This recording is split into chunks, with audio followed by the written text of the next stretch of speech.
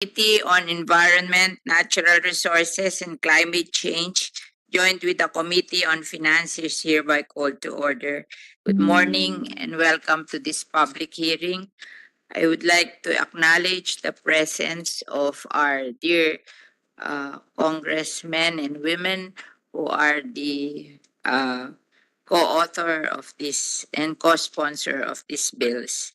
We have 6 bills coming from different places in the Philippines.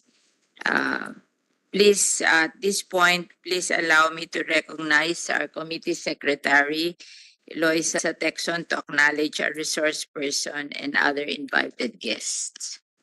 Okay, acknowledge mo na rin yung mga congressman. Yes.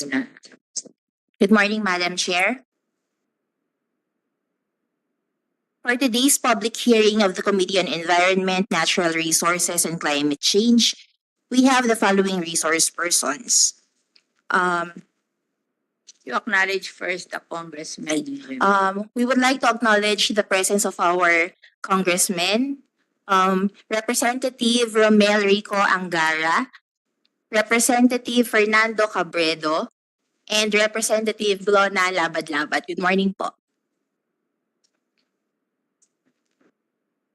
From the Biodiversity Management Bureau, we have Mr. Francisco Feliciano. From the Department of Tourism, present virtually is Ms. Dara May Catalunya and Mr. Wenceslao Galeza Jr. Where are they? Virtually. Okay. From the ASEAN Biodiversity Center, we have Dr. Mary Cristeri Baleva. We have from the Society for the Conservation of Philippine Wetlands, Architect Celestino Ulep. And from the Conservation International Philippines Foundation, Inc., Attorney Edward Lorenzo. That is all, Madam Chair. Okay. At today's hearing, we are going to tackle 6 bills that aim to declare certain areas in the Philippines as protected areas under the expanded National Integrated Protected Area System. The bills are as follows: Senate Bill 2202 and House Bill 8441, referring to the Aurora Memorial Protected Landscape in Aurora Province, which I authored in the Senate and authored by Representative Angara, along with the chairman of the House Committee on Natural Resources, Representative Elpidio Barzaga. The second one is Senate Bill 2203 and House Bill number 8394, referring to the Mount Sawtooth Protected Landscape in Tarlac Province, authored by yours truly, and in the House, Representative Cojuangco, Yap, and Barzaga. Number 3 is Senate Bill 2204 and House Bill 8202, referring to the Mount Masaraga Protected Landscape in Albay Province, authored by yours truly and Representative Cabredo and Barzaga. Okay? Cabredo ba? Ba't dito Cadbre? Malito. Cabredo and Barzaga.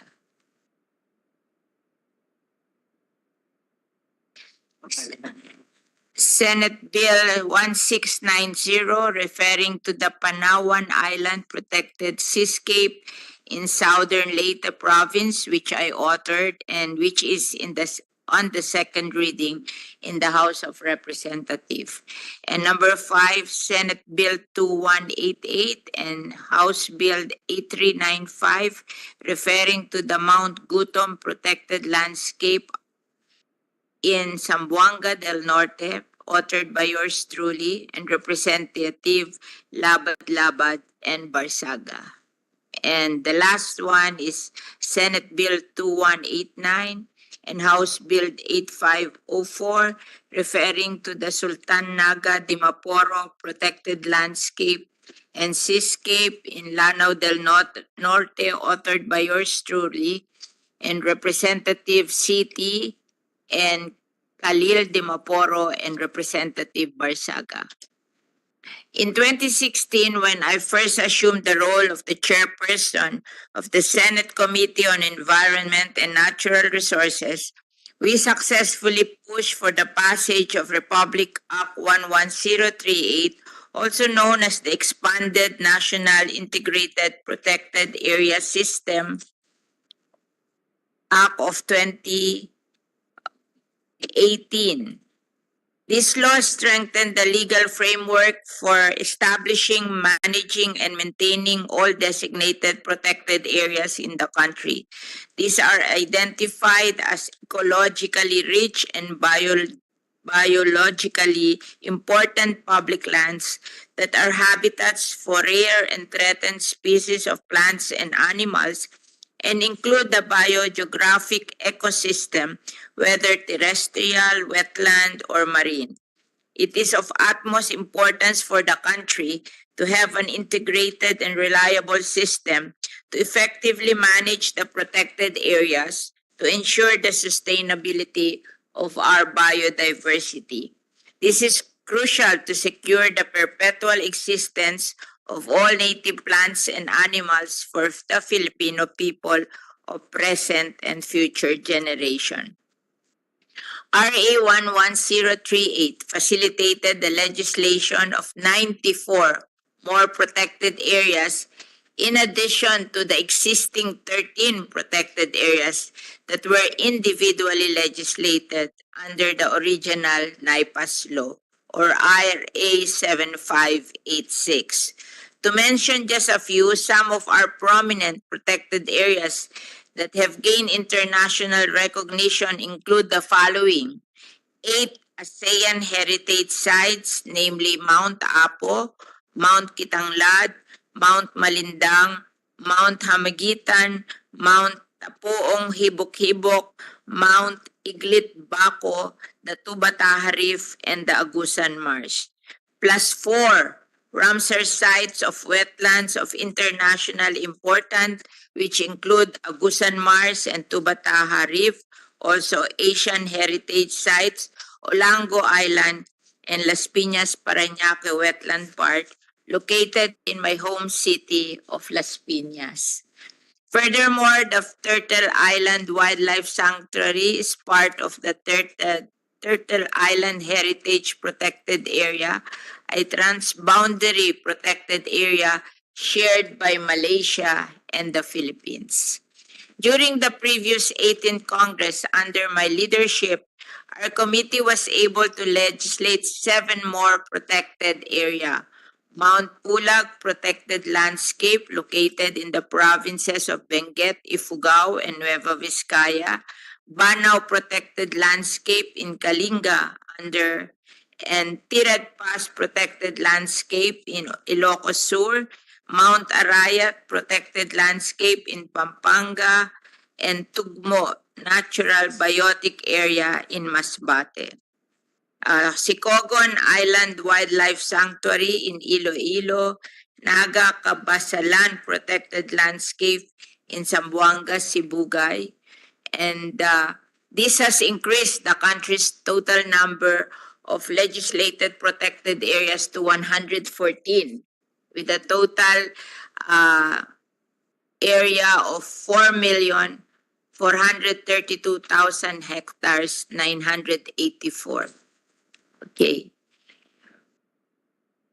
Now, when we are able to pass this, that would make our legislated protected area 120, and I computed we will add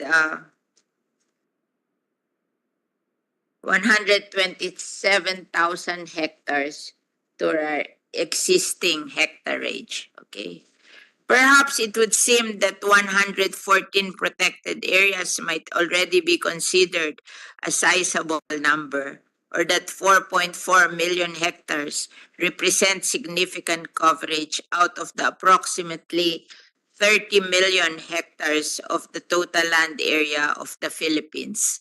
But this is not the case, as our country is one of the world's 17 megadiverse or biodiversity-rich countries, hosting two-thirds of the Earth's biodiversity and containing about 70 to 80% of the world's plant and animal species.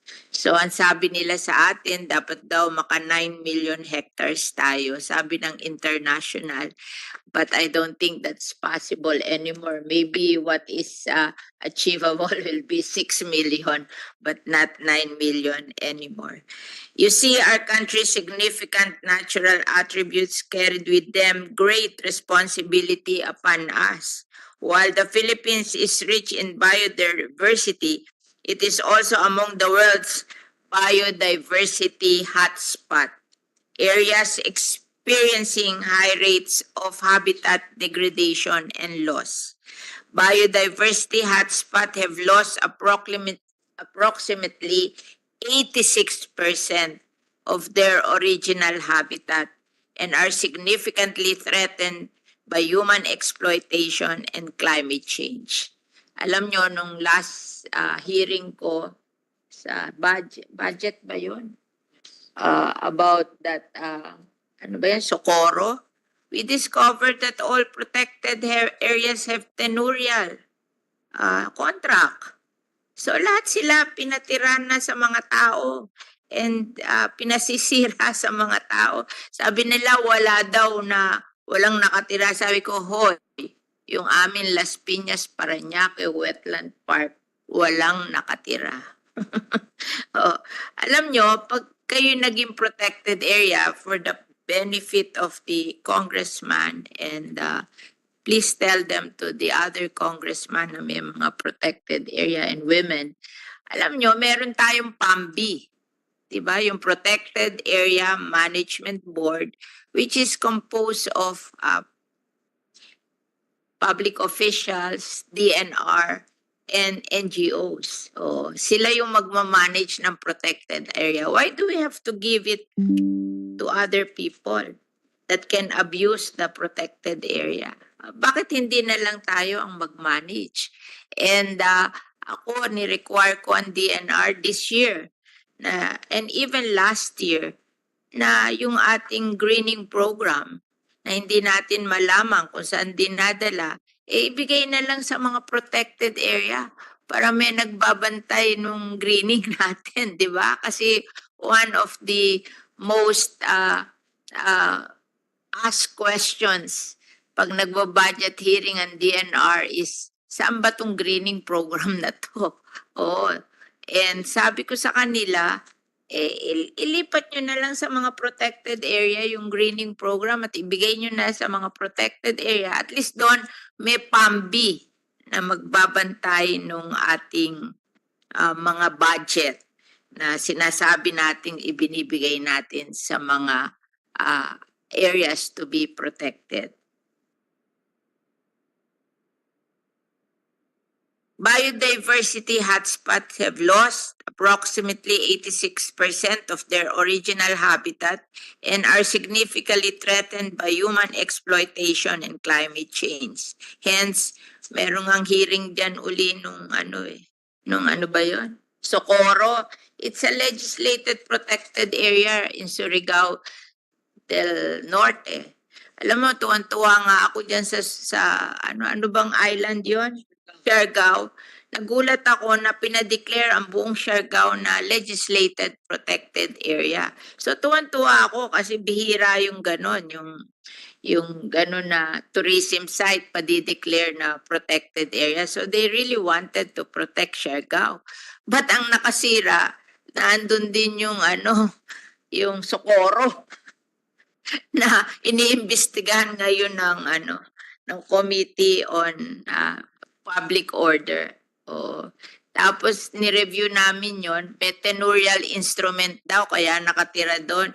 Na-discover nila na isa lang tao ang natitira doon sa may tenurial instrument. Yung lahat na nakatira doon, walang tenurial instrument. Kaya sabi ko, sabihin mo sa NHA, i-relocate. Hindi ba trabaho yun ng NHA mag-relocate? And then sabihin mo sa DSW, bigyan nila ng, ng aid para magpumayag na magpa-relocate. Pero dapat nyo i-relocate kasi wala naman silang tenurial instrument sa legislated protected area. Oo. Kaya sana pag na-approve kayo, bantayan nyo yung legislated protected area nyo because it's your responsibility. Just like it's my responsibility to protect the Las Piñas Parañaque Wetland Park. May tumira nga sa amin na 300 squatter galing sa Laguna eh. So tinawagan ko yung MMDA, tanggalin nyo yan, di ba? Meron tayong, ano tinatawag doon? Ano ng Manila Bay, yung continuing mandamus of Manila Bay that 13 government agencies should protect Manila Bay. So pinatanggal ko sa MMDA. Tapos tumira sa kalye namin nung umalis doon sa legislated protected area, may 100 na natira na tumira sa kalye namin. Sabi ko, kayo, bibigyan ko kayo ng IX ha, pero bago nyo tanggapin ng IX, umalis kayo dyan sa kalye namin. O, di yun, nung bigyan ko ng IX, umuwi na sila doon sa mga probinsya nila. Alam mo, we can do something really. We have the power to really take care of our protected area pag gusto natin. So, sabi ko, hindi lahat ng protected area merong squatter. Hence, many areas in the country such as wetland, marine sanctuaries, tropical forests, watershed, and wildlife sanctuary remain underprotected. One effective way of affording protection to these areas by designating them as protected areas through legislation. Kasi yung amin dati executive order, hindi pinakikinggan. Bigyan ng bigay ng ECC para i-reclaim yung aming protected area. Hindi pinakinggan yung executive order ni President Gloria Macapagal Arroyo. O, kaya nung inilegislate ko. Kasi pag ni-legislate mo, illegal na yon, di ba? Oo. Kasi you are protected by law. Kaya mabuti na kayo ni-legislate nyo yung protected area nyo. The urgency of adding more protected areas is emphasized now more than ever as we are in the midst of the UN Decade on Ecosystem Restoration, which spans from 2021 to 2030.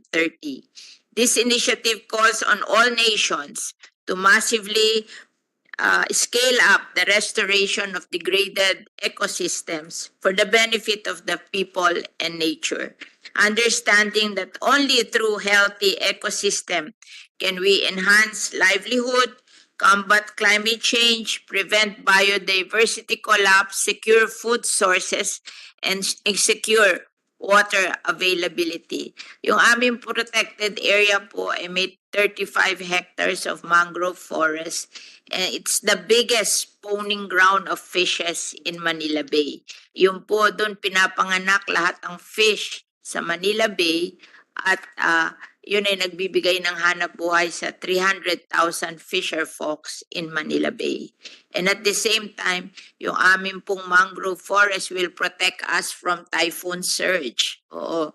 Kasi ako po, nagpunta ako sa Yolanda, sa Leyte at Samar nung Yolanda, nakita ko po lahat ng bayan na may mangrove forest sa coast na say from Yolanda.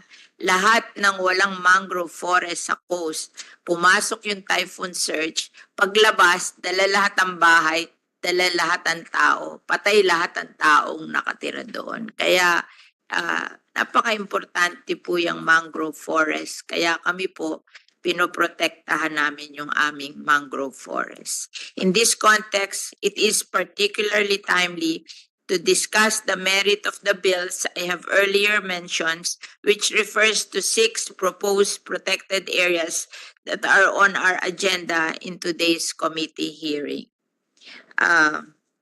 So we will hear from the principal authors of the bill from the House of Representatives. We will hear also from the Biodiversity Management Bureau. We will hear also from NANRIA, and at the same time, we will hear from the environmental non-government organization to give their comments on the bill. The order of the bills to be discussed will be as follows. Mauna yung Aurora Memorial Protected Landscape Act, then yung Mount Sawtooth Protected Landscape Act, then Mount Masaraga Protected Landscape Act, then Panaon Island, and then Gutom Protected Landscape, and then Sultan, Naga, Dimaporo Protected Landscape. Maybe we should change the order yung meron ng congressman dito, and then ihuli na lang yung wala pang congressman. Sinong pong? Okay. So, we'll start with Aurora. Okay, we hear from Honorable Representative Angara. Thank you, Madam Chair, and magandang umaga po sa ating lahat. Today, I will deliver my sponsorship speech, Madam Chair, for the proposed bill. The province of Aurora, as well as the province of Nueva Ecija, is home to a diverse and rich flora, to valuable and exotic wildlife which warrant most protection in order to prevent possible exploitation and destruction. One such majestic landscape, which houses various species and amphibians, reptiles, and birds, and an abundant variety of plants dominated by dipterocarps, the famous rafflesia, pitcher plants, and different species of orchids in Aurora Memorial National Park. At present, it is part of the Philippines National Integrated Protected Areas System. Not less than the Philippine Constitution imposes upon the state the duty and responsibility to preserve and protect the environment. The country's wildlife and its distinct ecosystem are owned by the state, and the disposition, development, and utilization thereof are under still for control and supervision. We, as the Filipino people, are thus under the duty to defend and ensure it's truly honored and protected. Even a Supreme Court decision has marked the institutionalized means by ways which our natural resources can be safeguarded. The issuance that we call that the writ of kalikasan paved the way for the creation of specialized environmental courts and tribunals, and provided for temporary environmental protection orders. In addition, in the landmark case of Oposo versus Factoran penned in 1993, the doctrine of intergenerational responsibility was introduced and defined the phrase in accord with the rhyme and rhythm of nature as the judicious disposition, utilization, management, renewal, and conservation of the country's forests, minerals, land, waters, fisheries, wildlife, offshore areas, and other natural resources to the end their exploitation, development, and utilization be equitably accessible to the present as well as to the future generations. We often forget how as humans depend on nature. Even city dwellers need air to breathe, water to drink, food to eat, all of which are provided by nature. So when we speak about preserving and protecting nature, we're also talking about preserving ourselves. Although the goal is protecting the Aurora Memorial National Park is mainly hinged on the preservation of the biodiversity that thrives in it, it is the fact that natural wonder which stretches from the municipalities of Villar, San Luis, and Maria Aurora in the province of Aurora to the municipality of Bongabong in Nueva Ecija. And also a very vital source of livelihood to the locals which surround it. Potable water which is consumed by the people living in the area is surrounded from the crucial watershed function in the subject ecosystem, which is comprised of natural springs and rivers. Most importantly, livelihood support in the form of both permanent and shifting agriculture in forestry in the area is one of the main sources of livelihood in the locals residing in it. This proposed bill seeks to declare the boundaries enclosing the Aurora Memorial National Park as protected area under the category of protected landscape and declare it is as the Aurora Memorial Protected Landscape in order to secure the protection and conservation of the Aurora Memorial National Park in accordance with Republic Act number 11038, the expanded National Integrated Protected Area System Act of 2018, and international conventions which the Philippines is a signatory.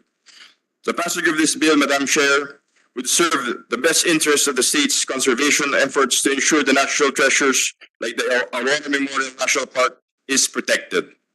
With the passage of this bill, we are geared up one step ahead of the realization and endeavor, and thus most respectfully sought that this proposed bill will be given consideration and be passed as a vital national law. Thank you, Madam Chair. Thank you, Congressman Angara. Now we hear from the Biodiversity Management Bureau, Mr. Francisco Feliciano. Thank you, Honorable Chair, Senator Villar, and to our authors for the House of Representatives who authored the 6 proposed protected areas, as well as our colleagues from the different regional offices of DNR, together with NGOs, and our colleague from the National Mapping and Resource Information Authority. I'm Forester Francisco B. Feliciano, the OIC Chief for the Protected Area Resource Management and Protection Section of the National Parks Division of the Biodiversity Management Bureau. Good morning, everyone. Today I'll be discussing the proposed Aurora Memorial Protected Landscape. So the proposed total area of the Aurora Memorial Protected Landscape is around 38,611. Which is located within Maria Aurora, Baler, San Luis, and Dingalan in the province of Aurora, and Dumabon in the province of Nueva Ecija. So, Yes, who is the congressman from Bungabon? Congresswoman Ria Vergara. our legal basis is Presidential Proclamation number 130, which make it as an initial component under the NIPAS. Its physical features, Aurora Memorial Protected Landscape straddles the boundaries of Aurora and Ecija within the Sierra Madre Mountain Range. So kasama po ang Aurora Memorial Protected Landscape sa coverage po ng Sierra Madre Mountain Ranges. And then, yung Northern Sierra Madre lang po, Madam Chair, at saka yung Kaseknan, which is already legislated.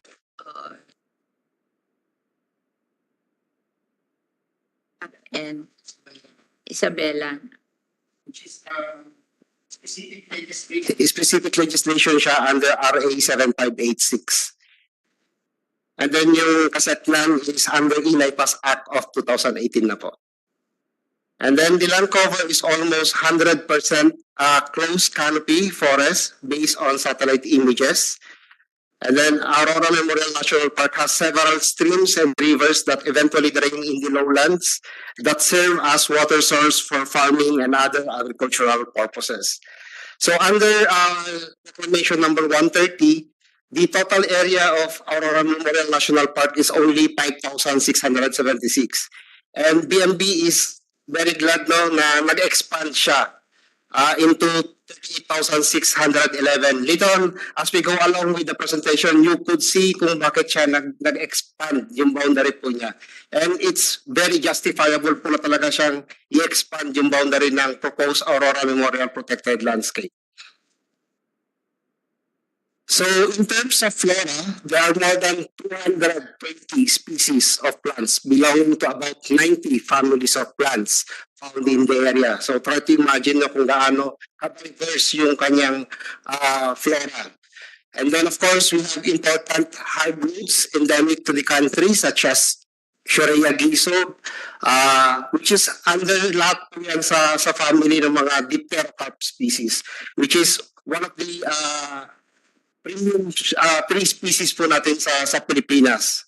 And history made itself before na tayo ang number 1 producing ng best timber sa buong country because of this particular species of trees.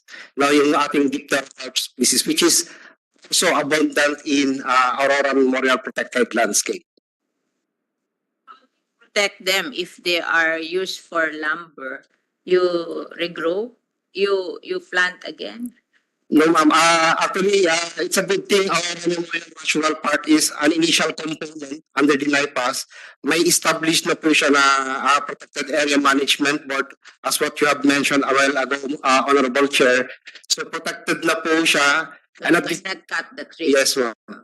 So it's a good thing also na nag-expand din po yung boundaries po niya for the protection po nung adjoining na hindi po nakasama before doon sa original na proclamation po ng Aurora Memorial National Park. So in terms of fauna, Aurora Memorial Protected Landscape is an important bird area and endemic bird area. More than 100 species of birds are found, including most of the endemics.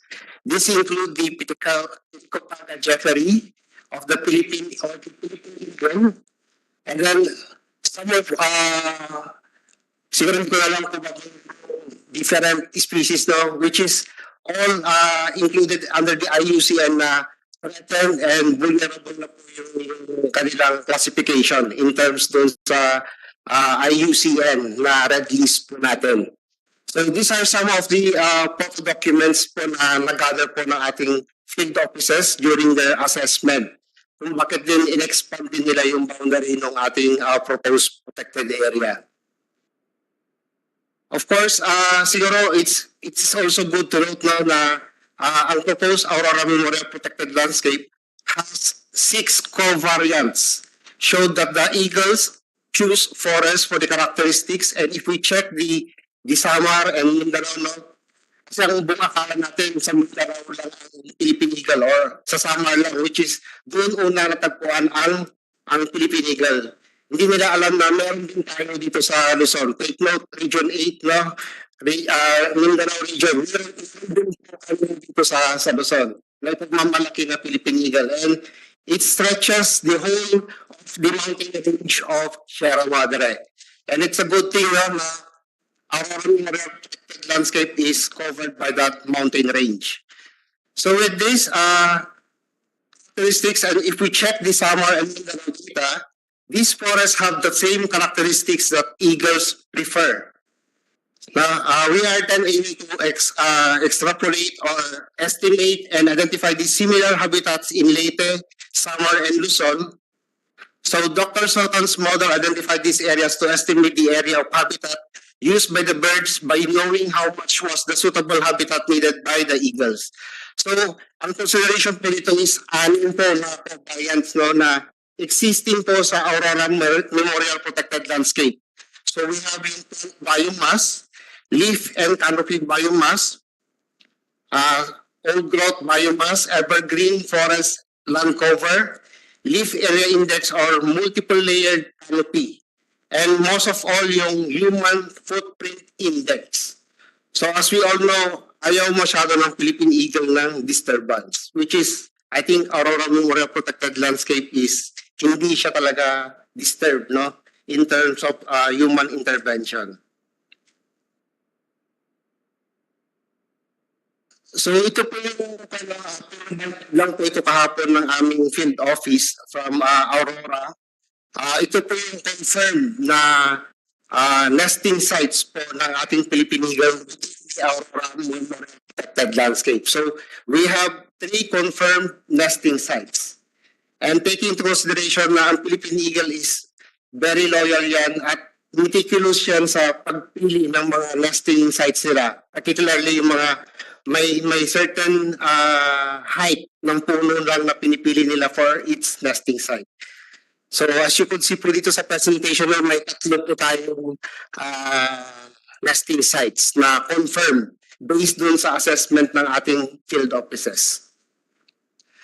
So, of course, a pair of Philippine Eagle was sighted in Dingalan, when one bird was found perching on a tree, while the other was soaring during a BMS study. When we say BMS, ito po yung in-undertake po ng ating field officers, yung biodiversity monitoring system. It's a part of the regular patrolling sa ating mga protected areas, conducted by our Senro Dingalan.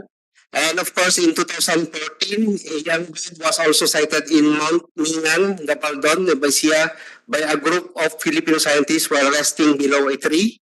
This was followed by another sighting of the Philippine Eagle in Barangay Bungabon, Nebasia in 2018.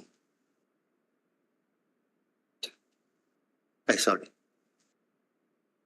Of course, the Central Sierra Madre Mountain Ranges plays home to our national bird, the great Philippine eagle, and provide a rich habitat to a diverse flora and fauna, including several species of amphibians, reptiles, and birds. So, ito po no, in 2015, a juvenile eagle about 4 months old was stolen from the nest by a dumagat and retrieved by San Rodin Galan in Barangay Dimani, Aurora province.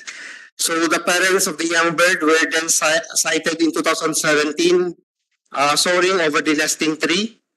Plans to return the bird to its forest home were hatched, but when the nesting area was heavily disturbed following the illegal activities, the plan was postponed after a suitable area was found. So, dito po yung picture na nakita si Agawid, which was finally released in 2017 near Canan River. When you say Agawid, it's a Ilocano term, no? To go home. Ang ibig sabihin niya in a local dialect in Ilocano. Pinangalan siya as Agawid. So, together with BMB and Philippine Eagle Foundation, we released po siya on 2017.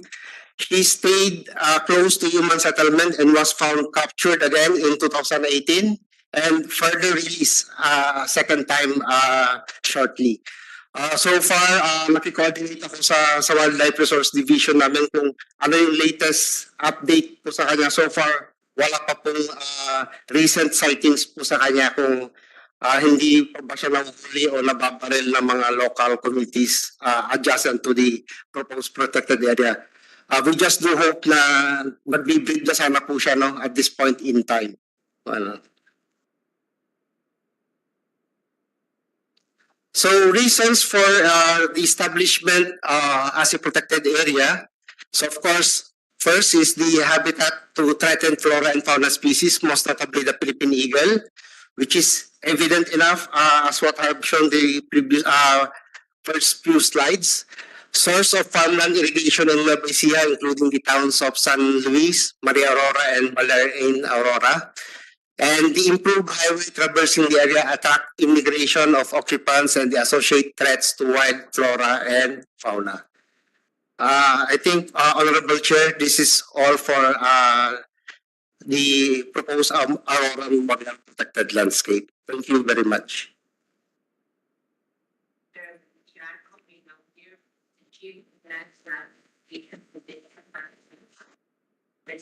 And Information Authority or NAMRIA, Mr. Miss Viata Padadulan. Good morning, Madam Chair. Considering that NAMRIA is a mapping agency, our comment focus on the technical description that describes the protected area, the coverage of the protected area, just to ensure that it is correct.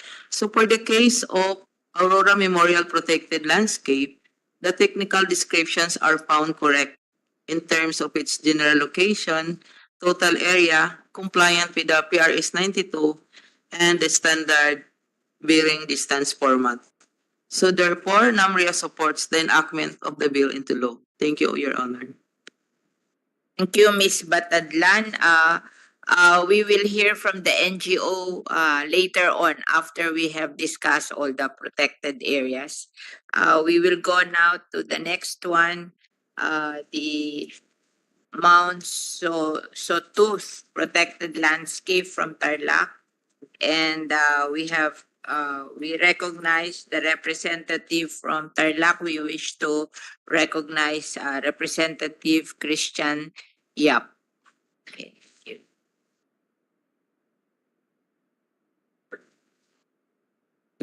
Good morning, Chairperson, Senator Cynthia A. Villar. So for my opening statement, Senate Bill number 2203 and House Bill number 8394, an act declaring a parcel of land located in the municipalities of Mayantok and San Jose in the province of Tarlac, protected area with a category of protected landscape under the National Integrated Protected Area System, to be referred to as Mount Sawtooth, protected landscape, providing for its management and appropriating funds therefore. So to the chairpersons and members of the distinguished Senate Committees on Environment, Natural Resources, and Climate Change, esteemed guests, and fellow workers in government, good morning. Mount Sawtooth, locally known as Rinagade, is located in the municipalities of San Jose and Mayampoc in the province of Tarlac, comprising of a total area of 12,676 hectares. Through the initiative of the provincial government of Tarlac, in partnership with the Department of Environment and Natural Resources and the Academe composing of the University of the Philippines and the Tarlac Agricultural University, studies and assessments conducted have shown that the Zambales Range, specifically Mount Sawtooth on the Tarlac side, is highly diversified both in flora and fauna, with some observed species falling under the vulnerable and near threatened and endangered categories. As early as 2006, the area has been identified by the DNR as a key biodiversity area, due for priority conservation. Despite being an area for priority conservation, however, Mount Sawtooth is considered unprotected as it is not covered by a presidential proclamation or a congressional legislation declaring the same as a protected area. Establishing a protected area is an effective protective measure because it provides the legal framework for the enhancement, protection, and conservation of PAs. House Bill 8394 and Senate Bill number 223, or the Mount Sawtooth Protected Landscape Act, seeks to declare Mount Sawtooth in the province of Tarlac as a protected area pursuant to the National Integrated Protected Area System Act for the conservation, preservation, and protection of its vast and rich ecosystem. On behalf of my fellow co-authors and congressional representatives of Tarlac, we seek the support and consideration of the hereby Senate committees to pass this legislation as a measure and commitment to protect one of our country's most significant natural resource and for its beauty passed on to the future generations. Thank you very much, and we will have a pleasant, productive day ahead. Thank you, Congressman Yap. Now we hear from the Biodiversity Management Bureau, Mr. Francisco Feliciano. Thank you, Honorable Chair. Now we proceed sa Mount Sawtooth Protected Landscape. So the total area of the proposed Mount Sawtooth Protected Landscape is around 12,676 hectares. So this is located in Barangay Burgos, Sula, and Maamot in San Jose, and Barangay Labne in Mayampoc, all in the province of Tarlac. This is a new proposed protected area, as what mentioned by our dear congressman. Hopefully, for the first time now, may ma-declare as legislated protected area within the province of Tarlac. Kasi ever since wala po tayo na-declare na protected area in the province of Tarlac. And then of course, in terms of its physical features, Mount Sawtooth is part of the Zambales mountain range, which is a known key biodiversity area. This mountain is part of the Mount Tapulaw, which is the second highest mountain in Luzon. It is the headwater of Caniling River and the Moriones River, which supplies water to the NIAS Balog multi-purpose project.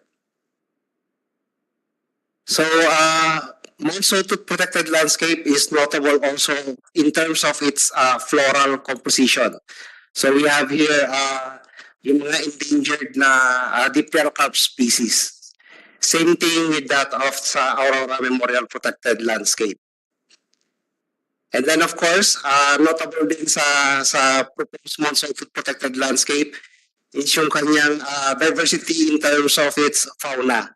So dito na matatagpuan yung one of the most elusive bird species, which is the Luzon bleeding heart pigeon. No, tinulo kung gaano kaganda yung plumage niya, no.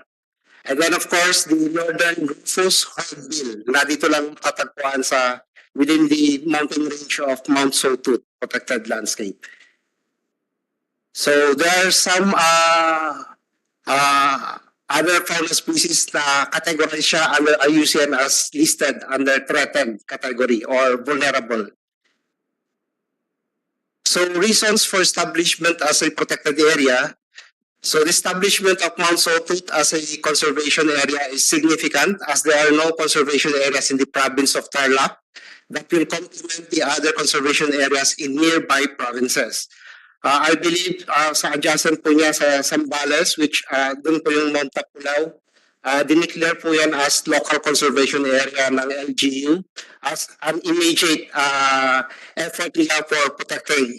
But then, I think they're having an intervention with Diana Region 3 na ma-elevate din siya into a pass later on, yung Mount Tapulaw as being a local conserved area. The legislation of Mount Sawtooth as a protected area will provide strong legal basis for the enforcement of biodiversity laws, particularly the NIPAS Act, to ensure the protection and conservation of wild flora and fauna, including the ecotourism sites. So the pictures show here indicates the need to legislate Mount Sawtooth without delay. The picture on the upper right shows a track where logs and sawn lumber are hauled out. The next picture shows a hunted wild boar during the conduct of their assessment on the ground.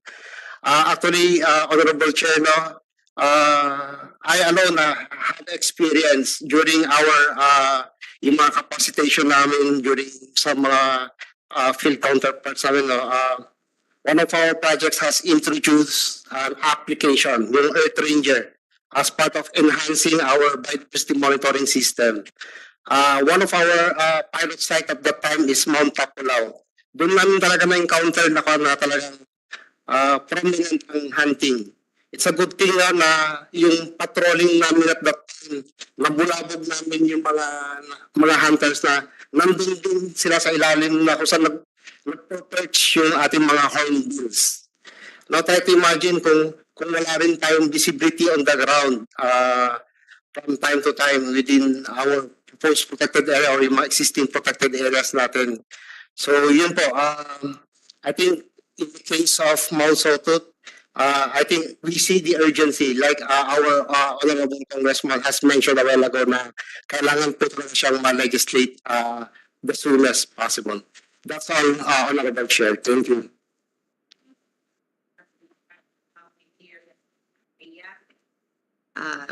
Beata Batadlan, Miss Beata Batadlan. Thank you, Madam Chair. So, again, Senate Bill number 2203, the technical descriptions are found correct. And then NAMREA supports the enactment of the bill into law. That's all, Madam Chair. Thank you, Ms. Batadlan. Now we go to the next one, the Mount Masaraga Protected Landscape from the province of Albay. We hear from Representative Fernando Cabredo of the province of Albay. Thank you, Madam Chair. First of all, allow me to thank the Honorable Senator Cynthia Villar and the members of the committee for taking up today House Bill number 8202, an act declaring an act establishing the Mount Masaraga protected landscape in the province of Albay as a protected area under the category of protected landscape, providing for its management and other purposes. This measure declares a parcel of land in the municipalities of Pulangi, Huas, and the cities of Ligao and Tabaco in the province of Albay as a protected area in the category of protected landscape under the National Integrated Protected Area System and referred to as the Mount Masaraga Protected Landscape, providing for its management and appropriating funds therefore. Mount Masaraga is home to a rich biological diversity of fauna and flora, which includes the Rapulsia, considered as the world's largest flower. It is also a critical watershed for the Bicol River Basin since it provides a clean and sustainable source water that supports agricultural productivity. Mount Masaraga also protects the province from natural calamities and helps spur tourism and economic growth. It is one of the three beautiful mountains in the province. The other two being Mount Malinaw and of course, the world-famous Mount Mayon.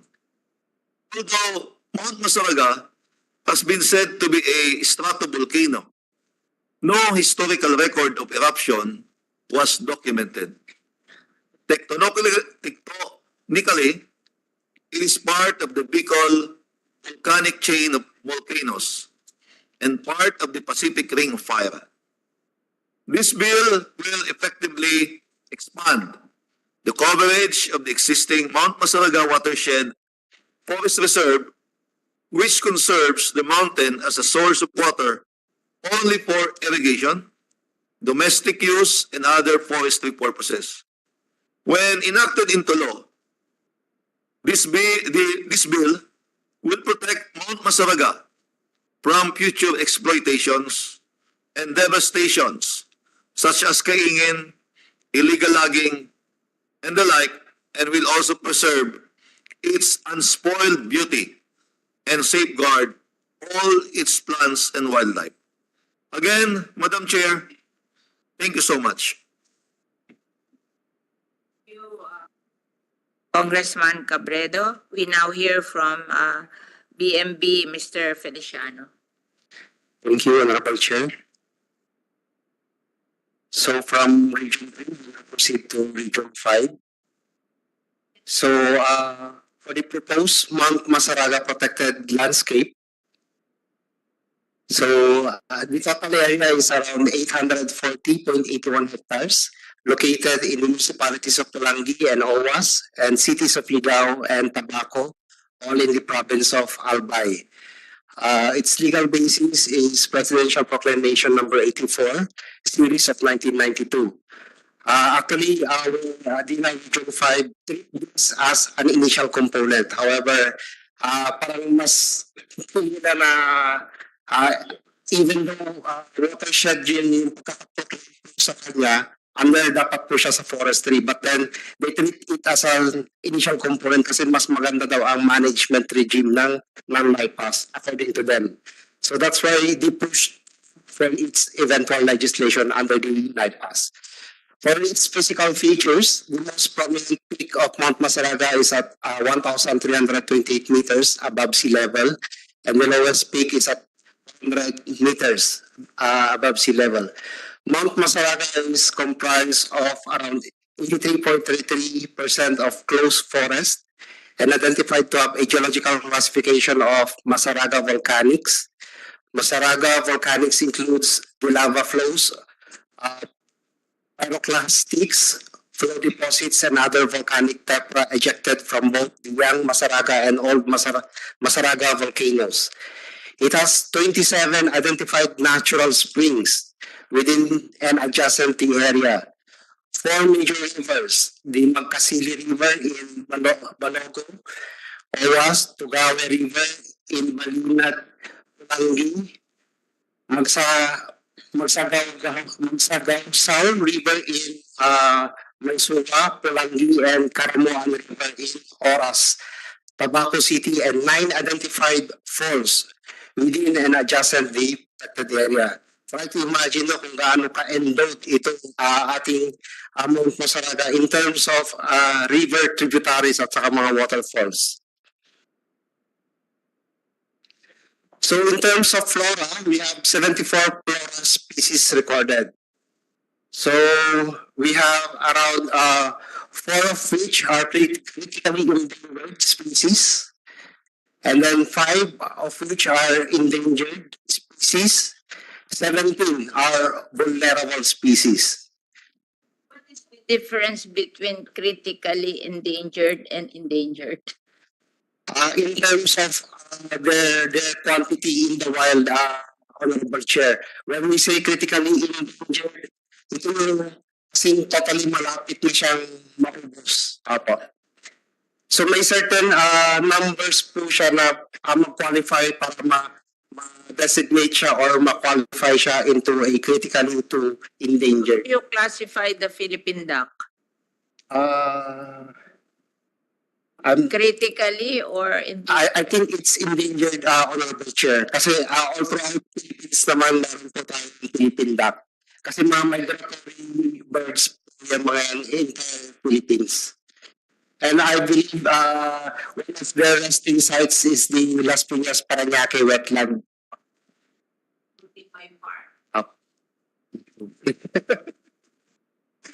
So isa din po sa mga monitor ng NCR in terms of yung bird count annually.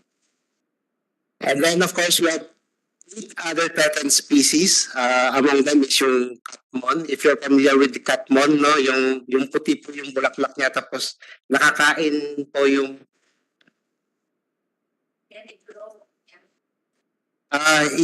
yes, Honorable Chair.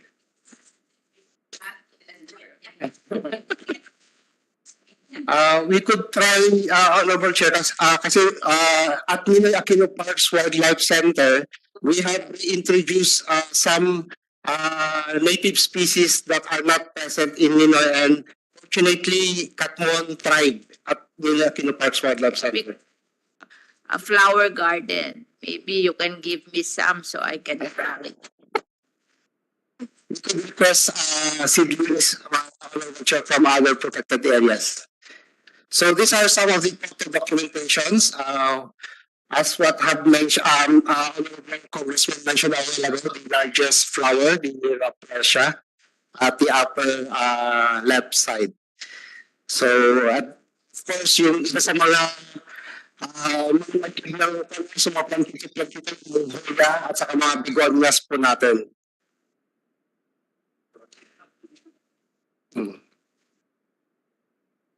And then, ito rin po, mga media, and so marami po siyang we just do it, hindi po nakukuhanan ng mga plantitas natin. Mga tanim. Kasi talagang maraming ornamental plants sa ating mga protected areas. Hindi naman namin hina-harvest. Gusto lang namin makikita namin. Actually, yun naman po yung intention naman. It's for our eyes only. Given naman po sa provisions ng EI Pass Act of 2018 na bawal tayong mag-gather or mag-harvest, not unless for research purposes. Yes po. So in terms of its fauna, diverse din po siya. So we have around 80 fauna species recorded. 32 of which are insects, 21 are birds, 8 are reptiles, 8 are shells, 5 are mammals, 5 are amphibians, and 1 species of annelid. So these are some of the documentations observed while undertaking the assessment in the area. So meron din this is one of the poisonous also na snakes natin sa Pilipinas, which is I think prominent to sa mga protected areas natin na yung may mga volcanic in nature niya, yung geological formations po niya. So this is the view of the Mount Masaraga protected landscape. So as what have mentioned Congressman, no, talagang maganda po talaga yung kanyang mountain peak. No? Ikaw pinadeclare ang Mayon. What's the problem in Mayon? Ma'am, declared na po ang Mount. No, Legislated na po siya under EI Pass Act. Kasama po siya sa 94 Honorable Chair. tama. Sabi Yes. nila hindi. Kasama po siya. Kasama niyo po yung chair noon, ang Mount Malet.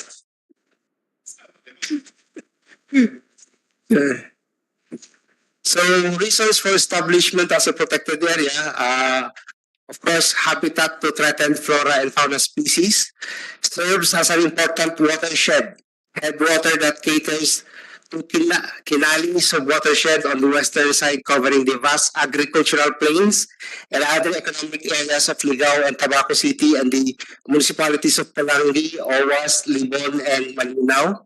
of course, as a good ecotourism site for local and international tourists. So with this, Honorable Chair, we at the BNB urge for the immediate approval of this bill into enactment into law. That's all, Honorable Chair. Thank you. Thank you, Mr. Feliciano. We now hear from the Namria, Ms. Beata Padadlan. Thank you, Madam Chair. For Mount Masaraga Protected Landscape, the technical descriptions are found correct. So NAMRIA supports the enactment of this bill. Thank you, Madam Chair. Much. We now go, this is for Luzon. We now go to the next one is from the Visayas, Panaon Island Protected Seascape in southern Leyte. I think the congressman is not here, but we will ask the Oceana to defend the passage of the this bill. I remember Oceana sponsored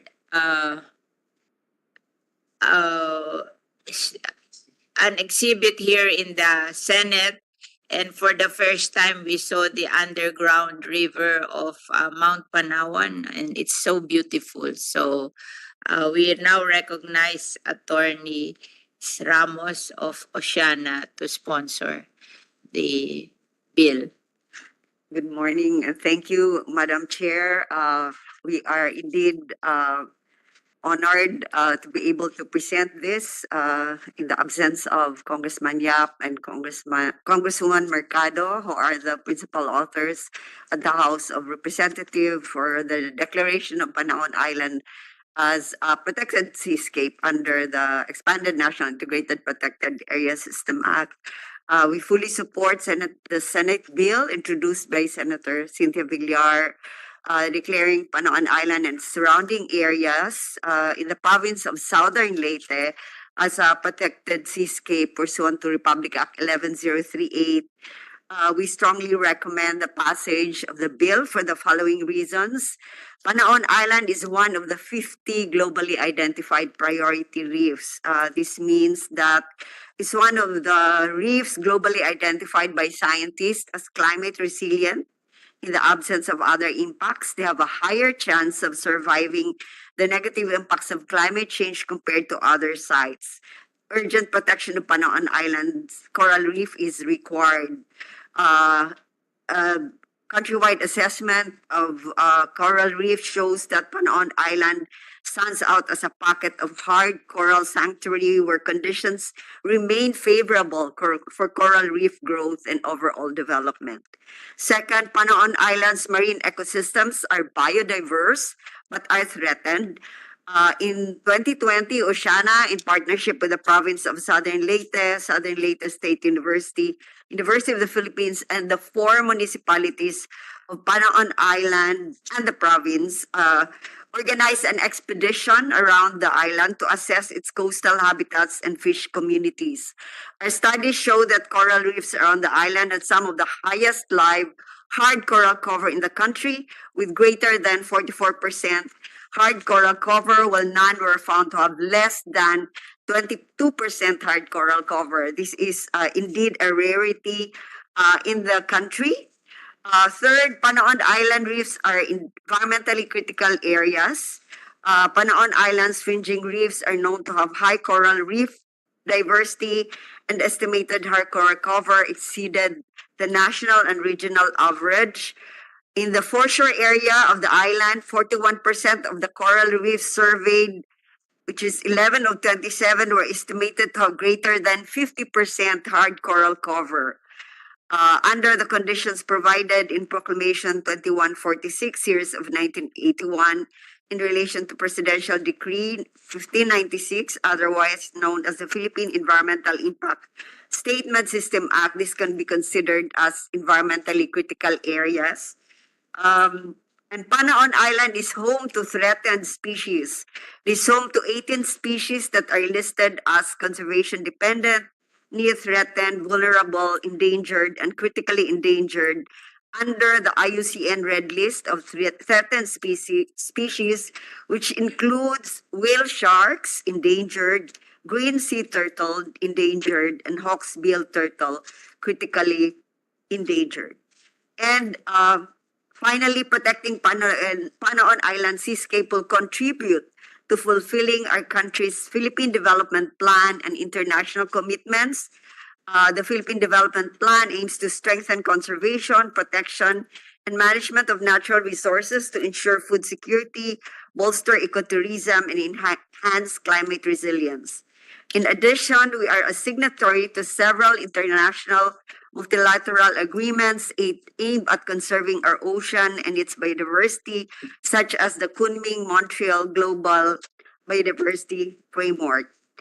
The establishment of Panaon Island Protected Seascape fits perfectly with the goals of the Global Biodiversity Framework and showcases our commitment to a sustainable and biodiverse future.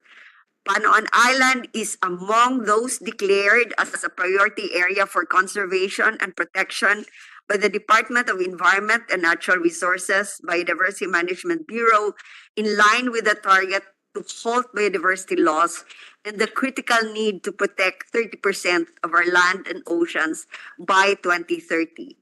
It is that important that we establish Panaon Island Protected Seascape as a win-win situation for nature and people. The inclusion of Panaon Island under the Expanded National Integrated Protected Area System Act is an imperative we cannot ignore. Declaring Panaon Island as a protected seascape will not only elevate its status as a nationally protected seascape, but provide an additional layer of protection for these threatened marine ecosystems. Thank you, Senator. Thank you very much, Attorney Ramos.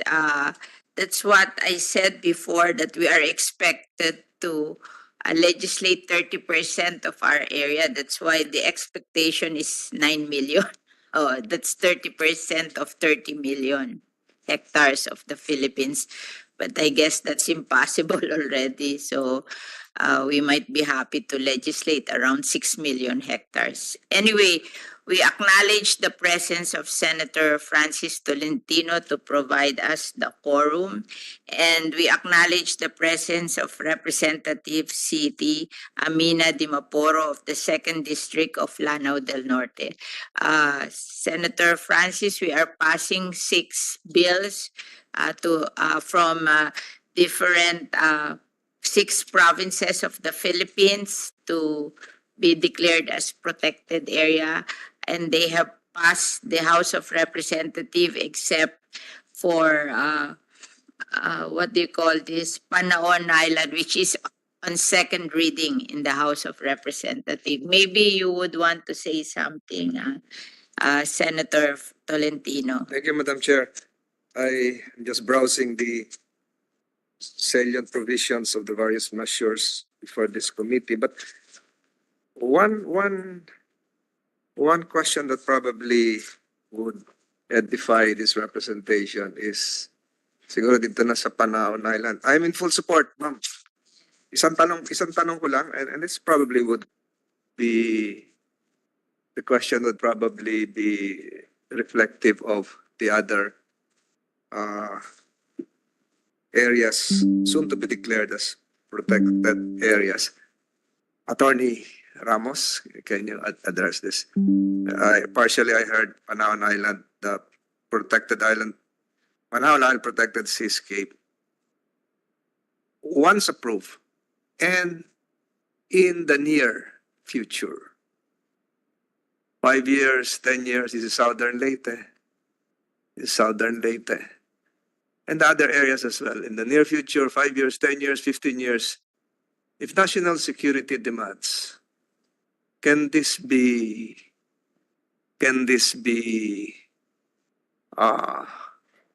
co-populated by the Philippine Coast Guard, the Philippine Navy, or other military establishments? Or are they completely barred from entering or doing an activity that would be conducive to national security interests. Your thoughts on this, ma'am? The BMB, the Biodiversity Management Bureau, will be able to Okay. answer that. Okay, thank you. Wala Yes. po akong against dito. Natanong ko lang na ano. Thank you, Honorable Chair. Honorable Senator Tolentino. Actually, we have a lot of protected seascape. Take the case of Sarangani Bay, Buhada Bay, Tanyan Strait. Kumbaga, nasa sila, like for example, sa Sarangani Bay, andun po ang General Santos City, which is a prime economic, talagang fully established na po. But then, pwede naman mag-coexist ang development with regards to conservation efforts. Kung baka pwede naman balansehin later on. But then, of course, ang consideration naman natin po doon is yung protection ng mga existing ecosystem services po ng ating protected area. Like in the case of Panaon Island Protected Seascape, very vital kasi yung ecosystem cover po nito, which is not found elsewhere in the Philippines, no? Like in the case of Masinloc Island, nandun lang yung na mesophotic corals na wala yun sa ibang marine ecosystems natin sa buong Pilipinas, which is enough yung sinabi ni Attorney Ramos from the Oceana based sa mga studies po nila, no? That's why they're also collaborating with in pushing through this Panaon Island for its eventual legislation. And of course, we were glad also to Oceana take the initiative to undertake the assessment of this proposed protected seascape. So hindi, sa tingin ko po, Senator Tolentino, this would not give hindrance to them if ever man na may mga as long as hindi detrimental po yung activities po nila within our protected area. Yan po. What would be the detrimental activities? Like for example, Honorable Chair, like in the case po siguro magsasite lang po ako ng mga case scenario po, no? Like in the case po ng Mount Apo Natural Park, we requested from BMB to establish a parang military camp. But then may mga may mga reservations po tayo na dapat walang firing range or yung pwede makadistract yung mga existing na fauna species natin doon na very sensitive sila sa mga sounds. Things like that po. Like in the case of sa mga marine po, may mga nakaset naman po kung saan po yung mga navigational ng mga marine vessels natin. And I think the coordination with our Philippine Coast Guard and other marine-related agencies could provide us enough information kung saan ba ito sa mga lugar ng Panaon Island Protected Seascape na pwede natin iset yung mga proper allocations or yung pag-set po ng proper management zones ito eventually in the future na ma-legislate po itong. So we have two management zones sa ating protected area. We have the strict protection zone and the multiple use zones, which is also required by the INAIPAS Act of 2018. Second question. Thank you, sir. Second question, itong can we have an update of the 114 protected landscape and seascapes? Just provide this committee a copy. Ano na yung mga na-declare before?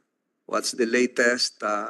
You don't have to answer. Just provide this committee a copy. Ma'am, just curious, Madam Chair, of all the bills under consideration, and probably this cannot escape my scrutiny here. It's only Senate Bill 2203. 2203. Senate, there is a House version, the Mount Sawtooth Protected Landscape. Yeah, there's a House version. The Yes, ma'am. sponsor is here. Yes, it's only this, the twin measures that provide for provisions for tax exemptions, special prosecutors. So siguro po, Madam Chair, dapat yung the others should also have this provision, specifically Aurora Memorial Protected Landscape, Mount Masaraga, Panaon, Mount Gutom Protected Landscape, and the one being spearheaded by Congresswoman Dimaporo. Siguro ma'am, lagyan na rin natin ng I just want, Senator, that this is the first reading, Okay. Technical working group, and we can correct it according to the NIPASA. So, So ito lang is just, it is required that we have a first reading in the House, in the Senate, and then we'll go to the technical working group if there are corrections that had to be made before we make the committee report that will go to plenary of the Senate. So we're doing the first step in the Senate of the Philippines. so I fully support the placement of provisions that would provide tax exemptions as well for the other areas. One last question, ma'am. Again to Oceana. Alam niyo po yung laman ng dyaryo kahapon, laman ng dyaryo ngayon, laman ng dyaryo bukas. Ihahabla natin yung China sa ITLOS, International Tribunal on the Law of the Sea, because of the destruction of the corals doon sa Sandy Cay and Sabina, among others. Pag tayo naman po ang mga Pilipino naman po ang gumawa dito sa mga protected areas. You mentioned, kanina narinig ko dun sa Panaon, meron din bang attempt yung inyong grupo o na kung Pilipino naman ang gagawa para consistent tayo na ikasuhan din yung sumisira ng mga coral reefs natin, etc., etc.? Thank you, Senator. Actually, napakaganda ng ating expanded National Integrated Protected Area System Act. Andoon yung mga prohibited acts. And the Protected Area Management Body is required to ensure that all laws are enforced within the protected area. So either the Protected Area Management Office or even citizens are duty bound to institute proceedings to ensure that the protected area is held to be as pristine as possible. And Oceana is not worried of filing citizen suit. Actually, we have been doing that. I heard Oceana is also a prime movement to declare some portions of the West Philippine Sea as protected areas. I'm with you there. Di ba pwede kayong magsalita din na yung ginagawa doon sa, because I was the one who showed the pictures a few weeks ago concerning the activities near Sabina and the other shoal. Interested ba kayo na rin mag-file sa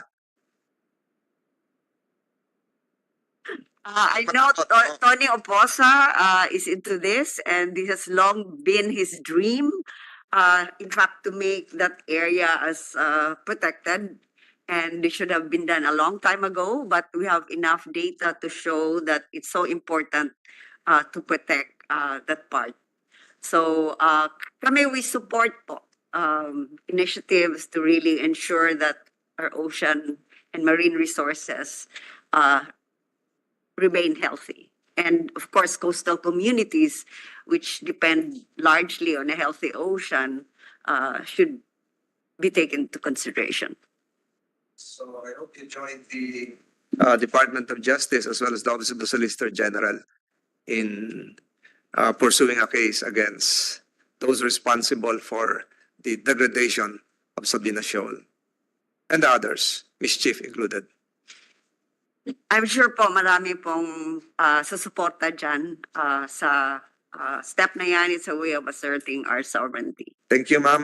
Madam Chair, I'm in full support of all the measures pending consideration.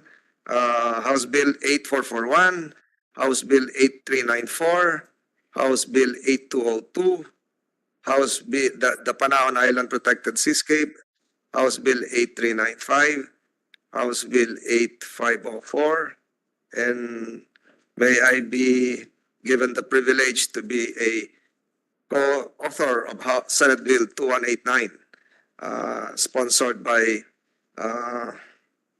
Congressman Dimaporo. Thank you, ma'am. It will be a pleasure to make you a co-author of all the bills. Thank you very much. So we continue with the hearing. We go now to the Mr. Feliciano for the presentation with regards to Panaon Island Protected Seascape. Thank you, Honorable Chair. So we have here the proposed Panaon Island Protected Seascape with a total area of 61,250.613 hectares. It is located in the municipalities of Iloan, San Francisco, Ituyan, and San Ricardo, province of Southern Leyte. So this is a new proposed protected area, hindi po ito included under doon sa initial component ng bypass po natin. So the typical features of the Panaon Island Protected Seascape, I think I would be reiterating what Attorney Ramos has mentioned a while ago. So the coastal areas of Panaon Island is part of the 50 priority reefs identified through the Bloomberg Oceans Initiative.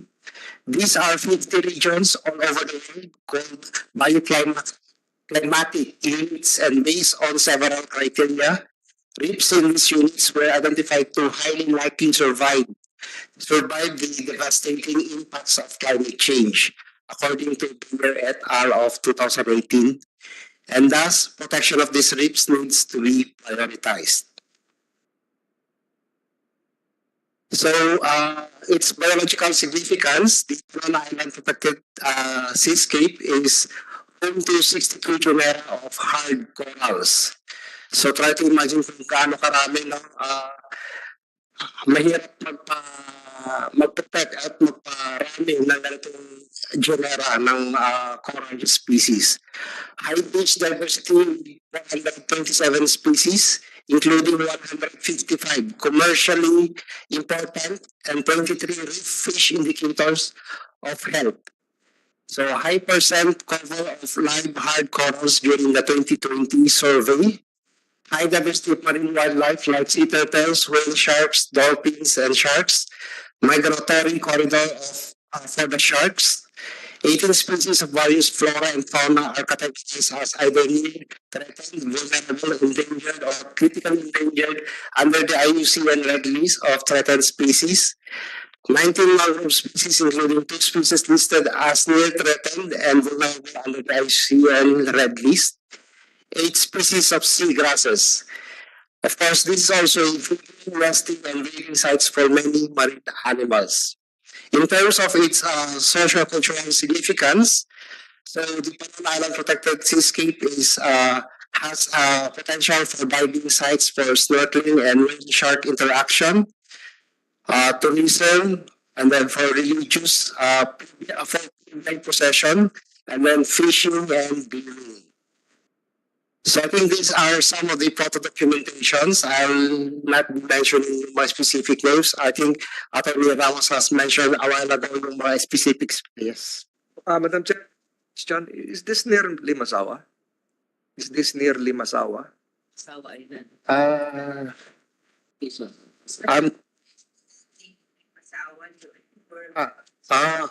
I'm not too familiar. As you mentioned, there is some religious activities. So, if this is near Limasawa, Yes, it's near that also, according to our field office in Villar Region 8.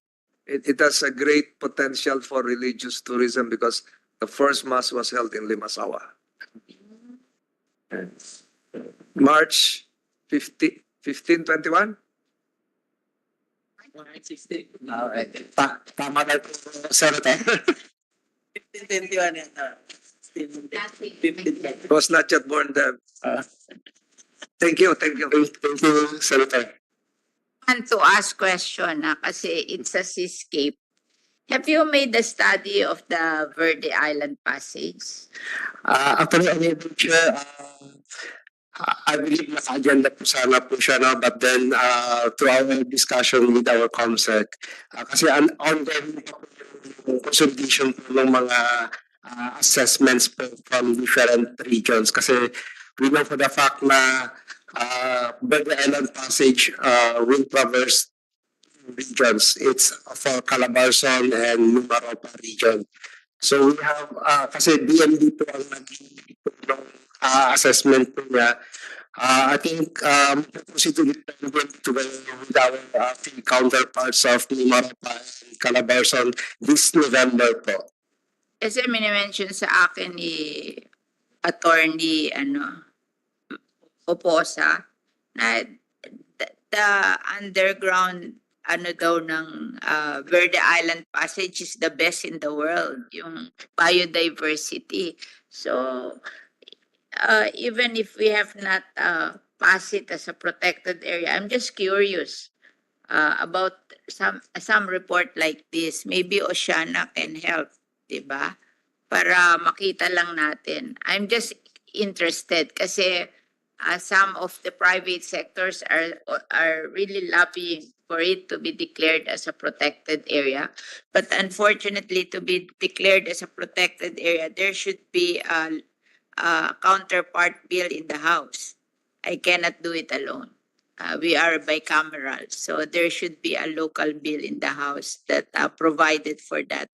But I'm just interested to see, just like what we saw in Panaon, we want to see something like that with regards to the Verde Island Passage.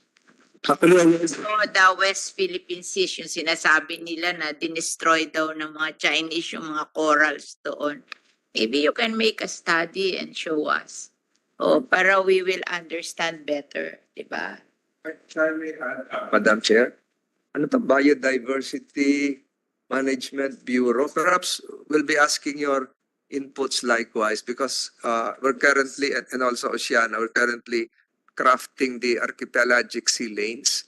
So there are now proposals to avoid Verde Island and other areas kasi oil spill and others. So gagawa tayo ma'am ng daanan ng barko eh. Yeah. So Sabi nila you can make a passage that Yes. necessarily harms sa kabila the na, ma'am. entire Verde Island Passage. Sa Mindoro Occidental na ang daan. So siguro kukunin namin yung inputs mo, sir.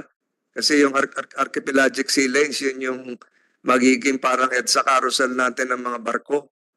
So itong mga protected islands, protected landscapes, dapat maiwasan kung hanggat maaari. Thank you. Okay. So you're finished now with the Panaon? Are you finished? Not yet, Honorable Chair. Go ahead. So this is the panoramic view of Panaon Island protected seascape, and some of it's under water corals, no? But then alam ko nag-exhibit yung Oceana dito. Unfortunately lang hindi na ako naka-attend at that time. Sabi niya po ni Sec Mars, yung director namin, maganda yung pagkaka-exhibit po ng Oceana for that.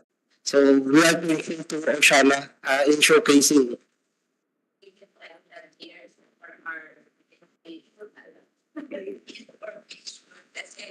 Hindi naman namin makikita kung hindi yung meron.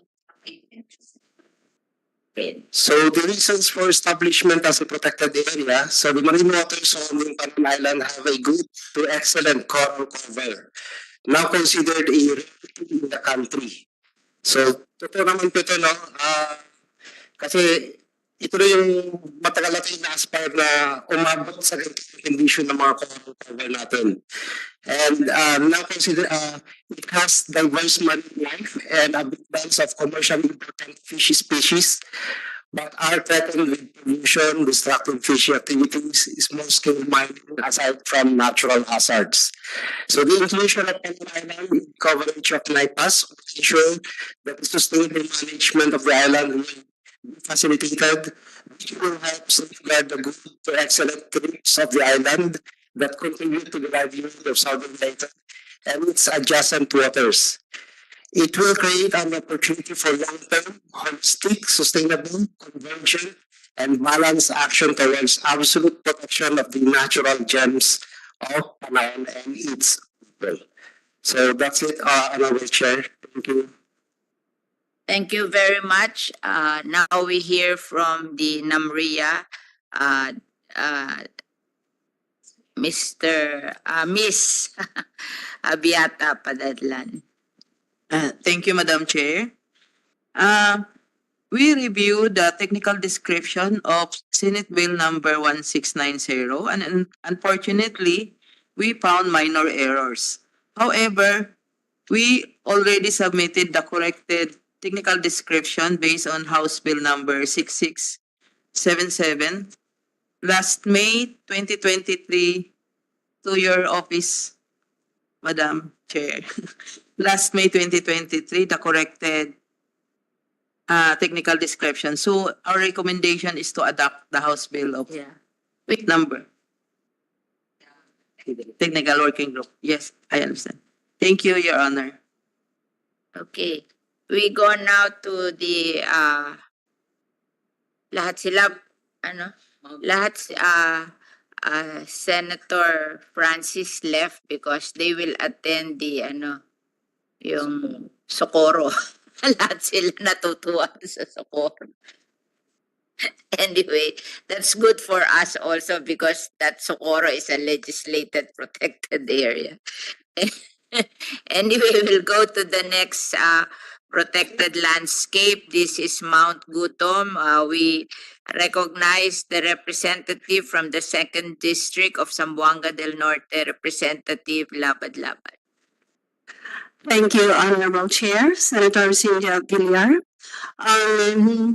My fellow legislators, distinguished guests, ladies and gentlemen, a pleasant morning to all. Thank you very much once again, Honorable Chair, for including my bill on today's public hearing.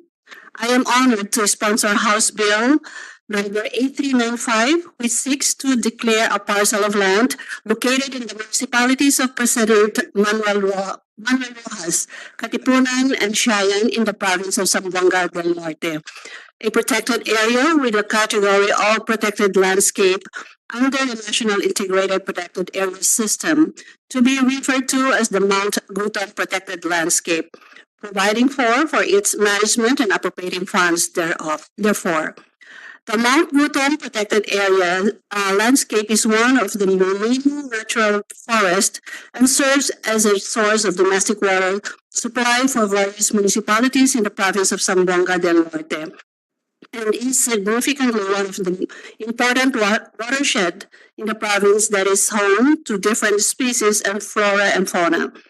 Its total land area of 5,464 hectares encompasses 2 barangays of the municipality of President Manuel Rojas, portion of 2 barangays of the municipality of Katipunan, and of 1 barangay of Cheyenne municipality. Based on the results of the Protected Area Sustainability Assessment that was conducted by the DENR in 2017, this protected area is home to 384 species of flora, of which 9 species are critically endangered, 3 are endangered species, 14 are threatened species, and 16 are considered vulnerable species. There were also sightings of the Philippine tarsier, Philippine deer, and Philippine monkey in the said area. However, the rich and diverse biological resources of this proposed protected area are threatened by various anthropogenic activities such as illegal logging, timber poaching, conversion of forests to agricultural areas, continuous encroachment of upland dwellers, wildfire poaching and hunting that have resulted in continued deforestation and or habitat degradation. Hence, Honorable Chair and distinguished colleagues, the passage of this bill is not only timely and relevant, but also necessary in order to preserve the last ecological frontiers of our country and at the same time mitigate the perils of climate change. Once again, maraming salamat to Madam Chair. I just want to express my thanks to you, Representative Labadlabad, because you helped us pass the Extended Producer's Responsibility Bill in the House of Representatives. I'm just curious, why did you call it Mount Gutom. Or maybe for that enlightenment, may I call our representative from our provincial office, DNR. Why is it called Mount Gutom?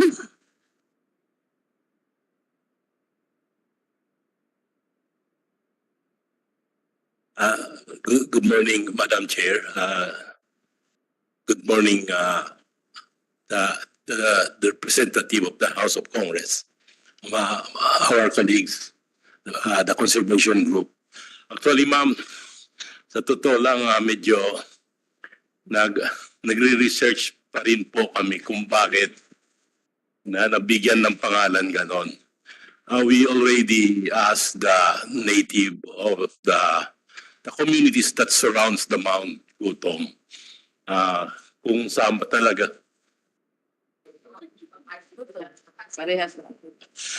Meron kaming isang nakausap, meron kaming nakausap, yun ang isa namin na kino-confirm. Baka daw gutong instead of gutom. So, no.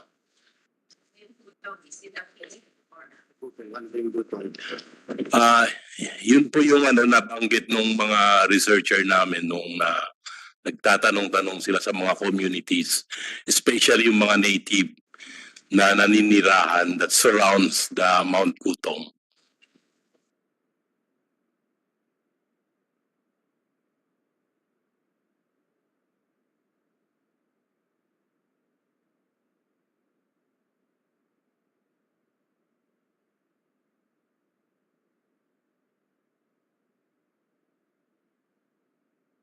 Thank you, Honorable Chair. So we now proceed in Region 9. We have here the proposed Mount Gutom protected landscape with an area of 5,464 hectares located in the municipalities of President Manuel Rojas, Katipunan, and Siayan, province of Zamboanga del Norte. So again, this is also an additional protected area to be included under the National Integrated Protected Area System. The physical features of Mount Gutom protected landscape is the only remaining forest in the northern half of Zamboanga del Norte. It is the headwater of the major rivers in the province, providing irrigation for crop production.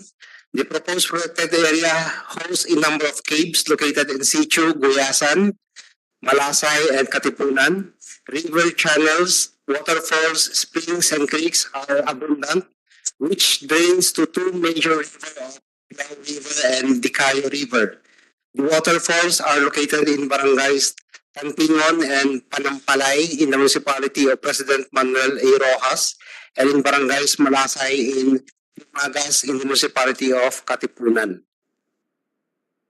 So this is Mount Gutom protected landscape is composed of 384 species, 9 of which are critically endangered, 3 are endangered, 14 threatened species, 16 of which are vulnerable species, 105 species of trees, majority which belongs to the Dimaporo family.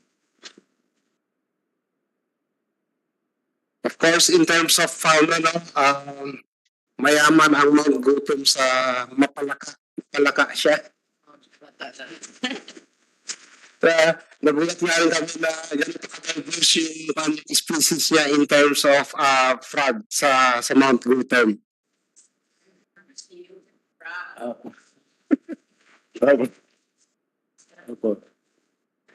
And then as well, maraming palaka, marami din pong ahas. So, kanto yan. That's the symbiotic relationship ng mga ating flora and fauna species. As well as bats. No? Take note po, no? Yung pag-handle po dito is, this is the proper handling. Yeah. So in the conduct of the assessment, no, ganito yung proper handling ng ating mga bats. At the same time, para sa'yo din, for your safety, hindi ka rin nila makagat. Na? And then there's some butterflies as well. So, reasons for establishment as a protected area. Mount Gutom is the only remaining forest in the 2nd District of Zamboanga del Norte, which serves as an important watershed supporting various municipalities of the province. Despite this, the area is facing adverse effects of climate change and anthropogenic activities. Thereby, its declaration as a protected area under the NIPAS is crucial in the continued protection, conservation, development, and management of the area. That's all, Honorable Chair. Thank you. We now hear from Ms. Batadlan from Danambria. Thank you, Your Honor. Senate Bill number 2188, the technical descriptions, we found some errors, but we will going to correct it sa TWG po, Your Honor. No, minor lang po, Your Honor, and then we already have the corrected technical description. Thank you. Now we recognize Director Dara May Catalunya, Regional Director, Department of Tourism, Region 9. Online daw eh. Mag-go online ba? Online daw.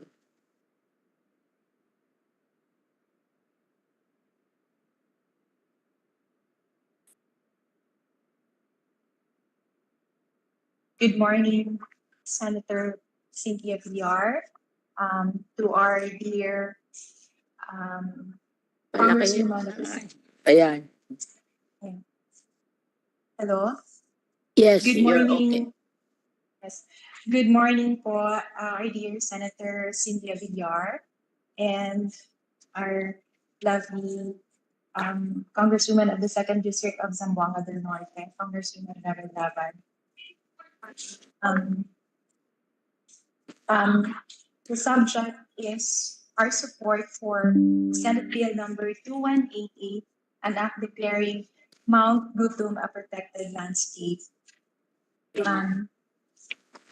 In behalf of the Department of Tourism, Zamboanga Peninsula Region, we express our strong support for Senate Bill number 2188, entitled an act declaring a parcel of land located in the municipalities of Rojas, Katipunan, and Cheyenne in the province of Zamboanga del Norte, a protected landscape under the National Integrated Protected Area System, to be referred to as the Mount Gutom Protected Landscape, providing for its management and appropriating funds therefore. This proposed legislation is of utmost significance to our region and the preservation of our natural heritage. The Zamboanga Peninsula region is known for its breathtaking landscapes, rich biodiversity, and the unique cultural heritage. The establishment of the Mount Gutom Protected Landscape under the National Integrated Protected Area System is a vital step towards the conservation and sustainable management for this valuable natural resource and reflect a timely and commendable action towards conservation and sustainable development. The Department of Tourism, Zamboanga Peninsula Region, recognizes the significant ecological, cultural, and tourism value of the proposed Mount Gutom Protected Landscape. First, the ecological significance. Mount Gutom and its surrounding areas are rich in biodiversity, harboring numerous endemic plant and animal species. The mountain's pristine forests, rivers, and diverse ecosystems contribute to the region's overall ecological health and resilience. By designating it as a protected landscape, Mount Gutom can continue to provide critical habitats for this species and ensuring their long-term survival. Second is cultural value. Mount Gutom holds immense cultural significance for local communities. It is woven into the identity, traditions, and folklore of the indigenous peoples in the area. Preserving the mountain as a protected landscape will safeguard their ancestral heritage and allow for the continuation of traditional practices and knowledge systems, attracting cultural tourism and enhancing the visitor experience. And third, the tourism potential. Zamboanga Peninsula is already known for its stunning natural beauty and diverse tourism offerings. The establishment of the Mount Gutom protected landscape will further enhance the region's tourism potential. The unique landscape with its towering peaks, cascading waterfalls, and pristine forests has the potential to attract domestic and international visitors seeking ecotourism experiences and adventure activities, thereby contributing to the local economy and creating sustainable livelihood for the communities nearby. The management of this protected landscape will require appropriate funding. We are pleased to note that Senate Bill number 218 Inaayos nila. includes provisions for this purpose. The allocation of resources for the preservation, conservation, and responsible promotion of Mount Gutom is commendable and essential for the success of this endeavor. An effective management plan for the Mount Gutom protected landscape will be crucial in ensuring proper conservation, promoting ecotourism, and involving local communities in the decision-making process. This will also provide opportunities for collaboration with relevant stakeholders, including community organizations, indigenous peoples, and non-government organizations. We believe that the protection of Mount Gutom will not only safeguard its diverse ecosystems and wildlife, but also provide numerous opportunities for ecotourism, promoting the sustainable development of our region and enhancing the livelihood of local communities. Furthermore, it aligns with our commitment to responsible and ethical tourism, ensuring the future generations can enjoy and benefit from the natural wonders. In conclusion, the Department of Tourism, Zamboanga Peninsula Region, fully supports Senate Bill number 2188 and the declaration of Mount Gutom as a protected landscape. We believe that the Mount Gutom protected landscape will not only be a source of pride for our region, but also a testament to our commitment to environmental stewardship and sustainable tourism. We are very grateful to our second district representative, Zamboanga del Norte, Honorable Lona Labadlabad, for her compassion and filing of the House Bill number 3895. And to you, our beloved Senator Cynthia Villar, for your attention to this matter and support. We look forward to a positive outcome for the benefit of our region and future generations, and we remain at your disposal for any future information or assistance you may require. Thank you. Thank you, Director Catalunya.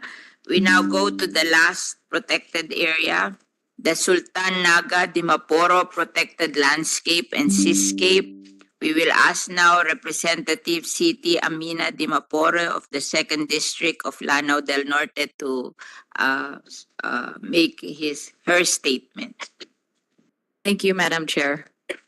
Madam Chair, this bill was previously authored by my father, former Congressman Abdullah Dimaporo, during the 16th Congress and was refiled in the succeeding Congresses, but on the 18th Congress it was shelved by the committee due to an error in its technical description.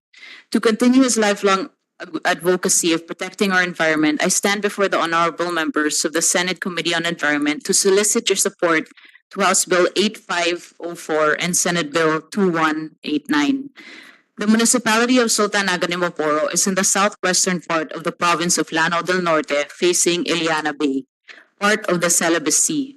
It's predominantly agriculture-based, where majority of its population depend on backyard farming and capture fishing as their main source of livelihood. However, their livelihoods are extremely vulnerable to the negative effects of climate change, pollution, destructive farming and fishing methods, as well as land use conversions, causing an apparent decline in agricultural production. The purpose of including Sultan Naga Dimaporo Protected Landscape and Seascape in the Inay Pass is to protect and conserve the municipality's ecosystem through collective participation from the state and stakeholders. Currently, the Sultan Naga Dimaporo has several coral reef and mangrove areas that serve as marine species sanctuaries. These sanctuaries do not only preserve the biodiversity in the area, but also sustain the fisheries production of the municipality. Cognizant to their critical role in conserving the natural environment, the LGU of Sultan Naga Dimaporo celebrates every 4th of October the Tulingan Festival. The festival features the role in preserving Mother Earth and encourages the communities to rally behind the LGU's campaign against illegal fishing. With regard to the error in technical description for the proposed protected area, the DENR Region 10 and the NAMRIA submitted to the House Committee on Natural Resources the corrected and verified technical description, which expanded the total area from 7,436 to 8,134 hectares. This was adopted and the approved bill of the this was adopted to the approved bill of the House of Representatives. Madam Chair, may I also take this opportunity to state that House Bill 8504 would also complement Republic Act 10860, which established a multi-species hatchery in Sultan Naga Dimaporo. This act was approved into law in the 16th Congress through the efforts of Senator Cynthia Villar as a chairperson of the Senate Committee on Agriculture and Food. Furthermore, Senator Cynthia Villar also made sure that the legislated hatcheries would be funded and completed by the national government in 2022. Thank you to the good senator. The multi-species hatchery in the municipality of Sultan Naga Dimaporo has already started its operations with the objective of improving marine species production. Thank you, Madam Chair. I was very angry to the Bureau of Fisheries and Aquatic Resources because we went through the process. Imagine, the congressman will pass the bill, the Senate will pass the bill, and they are not implementing. What are they going to implement? Kung yung mga pinasa na natin batas, ayaw nilang implement, ano pa i-implement nila? Kaya napilitan silang i-implement lahat yon. And if you pass a fish hatcheries bill at hindi nila ini-implement, just tell me, because that is their promise to me that they will implement all. Because it's hard for us. Imagine, it has to pass through Congress and it has to pass through Senate, tapos ayaw nilang implement. And then, kayo, pag nalagay kayo na legislated protected area, I made sure na may budget yung PAMBI every year. Kaya pag wala kayong budget, at kaya kayo nasa Congress kayo eh. Huwag din kayong pumayag. Huwag lang ako ang magagalit. Pati kayo dapat magagalit. Because that is your district. Diba? Oo. Kasi I feel for you. Kasi I have also a legislated protected area. Buti sa amin, pag kulang ang pera, marami nagdo-donate. Kasi Metro Manila. Pero sa probinsya, sino magdo-donate dyan? Diba? So the government has to give a budget to your legislated protected area. How can we protect? Tapos bibigyan nila ng tenurial instrument yung mga private sector na i-abuse naman yung protected area. Bakit pa kailangan ng tenurial? May PAMBI na. Diba? The PAMBI will protect the protected area. Tayo. May NGO dyan eh, di ba? Sa PAMBI, may NGO, merong local government, merong national government, at saka DNR na andon. At saka sometimes, kung Seascape, kasama ang Coast Guard, di ba? Navy, di ba? Pag Seascape. Kaya, we should be the one to fight for our own. Kaya ako sinasabi sa inyo para yung mga congressman, huwag kayo pumayag na hindi lalagyan. O, pagdating ng budget sa inyo, hanapin nyo yung ano. Kasi nilalagay nila sa greening, sino naman ang magsusupervise sa greening? Diba? At least sa protected area, greening din yun eh. Diba? We are greening also our protected area. At least masusupervise natin. Kasi ang complaint, katakot-takot ang budget sa greening. How do we know that it is being implemented? Diba? Didalhin na lang sa protected area, makita natin kung ini-implement talaga, diba? So, that's why I'm encouraging you. As congressman, pwede nyo naman bantayan ng inyong protected area para hindi lang ako ang nagbabantay, pati kayo nagbabantay. Kasi mahirap bantayan tong gobyerno talaga. Oh, talaga. That's my experience. I'm ending my term as a senator, but in the 12 years, I am on my 10th year. Mahirap magbantay yung tinatawag na oversight. Nako, mapapagod ka ng kaka-oversight. Oo. Anyway, we call now on Mr. Feliciano to make the presentation in behalf of the Sultan Naga Dimaporo Protected Landscape. Ang tagal nyo na palang final to, no? Bakit? Ano naging problema sa ano? Sa, ang tagal bago na-approve? I think yung problem lang in terms of its boundaries po. Ano? Yung sa boundaries po niya. Yes. But it took so long. They filed it in 2016 eh. Oh. Ha? Baka mas mabait ka kaysa yung before. You're doing your job. Okay, you make the presentation. Thank you, Honorable Chair. So now we proceed in Region 10. The proposed Sultan Naga Dimaporo Protected Landscape and Seascape with a total area of 8,142.43. So this comprises around, its seascape area is around 8,053.62 and the landscape area is around 88.81 hectares, which give its category as protected landscape and seascape. So this proposed protected area is located in Tagulo, Pandanan, Pikinit, Danggulaan, Dabliston, Pikalawag, Poblasyon, Correo, Sugod, Bangaan, Sigayan, Tantaon, Buwayan, Kalibaw, Payong, and Peraca, all in the municipality of Sultan Naga Dimaporo, province of Lanao del Norte. So ganun po kahaba yung stretch nitong protected landscape seascape ng Sultan Naga Dimaporo. So this is also a new protected area. Wala pa po siyang prior na proclamation or declaration as a protected area under the NIPAS. So its physical features, so various kinds of coastal landforms such as rocky cliff coast, beach rock, sand and gravel were present in the area. Sultan Naga Dimaporo is bounded by a long coastline, which is the Iliana Bay, which is approximately 37.63 kilometers in length. It is also endowed with small inland bodies of water such as streams, rivers, and creeks. The Sultan Naga Dimaporo also exhibits colorful coral reefs, pristine coastal water with very fine and white sand beaches, and is home to rich marine species such as fish and marine sea turtles.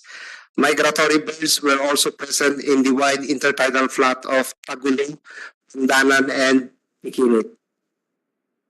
So these are some of the flora in terms of its mangrove species, no?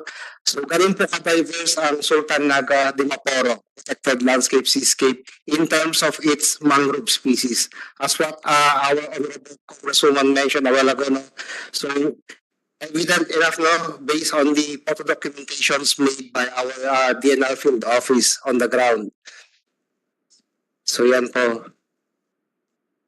Yan.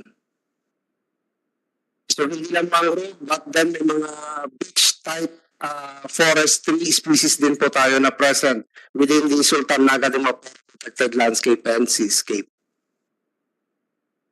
And then of course we have 13 grass species found in the country, and 8 of them were identified in Sultan Naga Dimaporo. So try to imagine, no, out of 13 sa buong Pilipinas, 8 of which are present in Sultan Naga Dimaporo.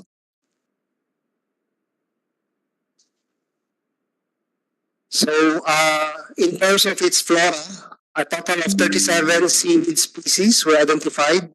Among the 37 species of seaweeds, so yan po rin yung mga photo documentations made by the assessment team ng ating Villar field office.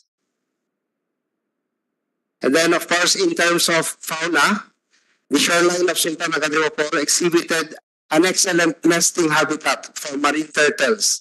So the white sandy beaches of Sugod and Bangaan and open wide gray sand beaches of Sigayan, Kalawag, and Panaon are nesting preference of green sea turtles, yung ating Chelonia midas. While the bull turtle, whose nesting preference is in shallow coral rapids and heavily vegetated of lambayong in Barangay Cojuangco and is widely seen in the municipal waters of Sultan Naga Dimaporo. The green sea turtles are the most common among the two species. Other informants in the community claim that leatherback turtle is also spotted in the deep portion of the said bay. So all in all, may mga sightings din po tayo ng leatherback turtle sa bay ng Sultan Naga Dimaporo Protected Landscape and Seascape, which is very uncommon po ito, no, na nakikita natin within the bay or shores ng ating protected area. So, of course, we also have 112 genera of fish that belongs to 25 families. According to the feature folks, 5 of the fish species are already rare, namely yung yellow-tailed cories, fork-tailed blenny, ocelate, damsel, barlets, anchas, and lyre-tailed fairy basslet. Actually, ito common to kasi na hinuhuli para sa mga aquarium collections, which is dapat pinagbabawal na dapat to sa ating, lalo na pag na-declare to as a protected area. So, Sultan Naga Dimaporo has around 1,028 hectares of coral cover. Different kinds of corals can be seen in the 3 locally managed marine protected areas.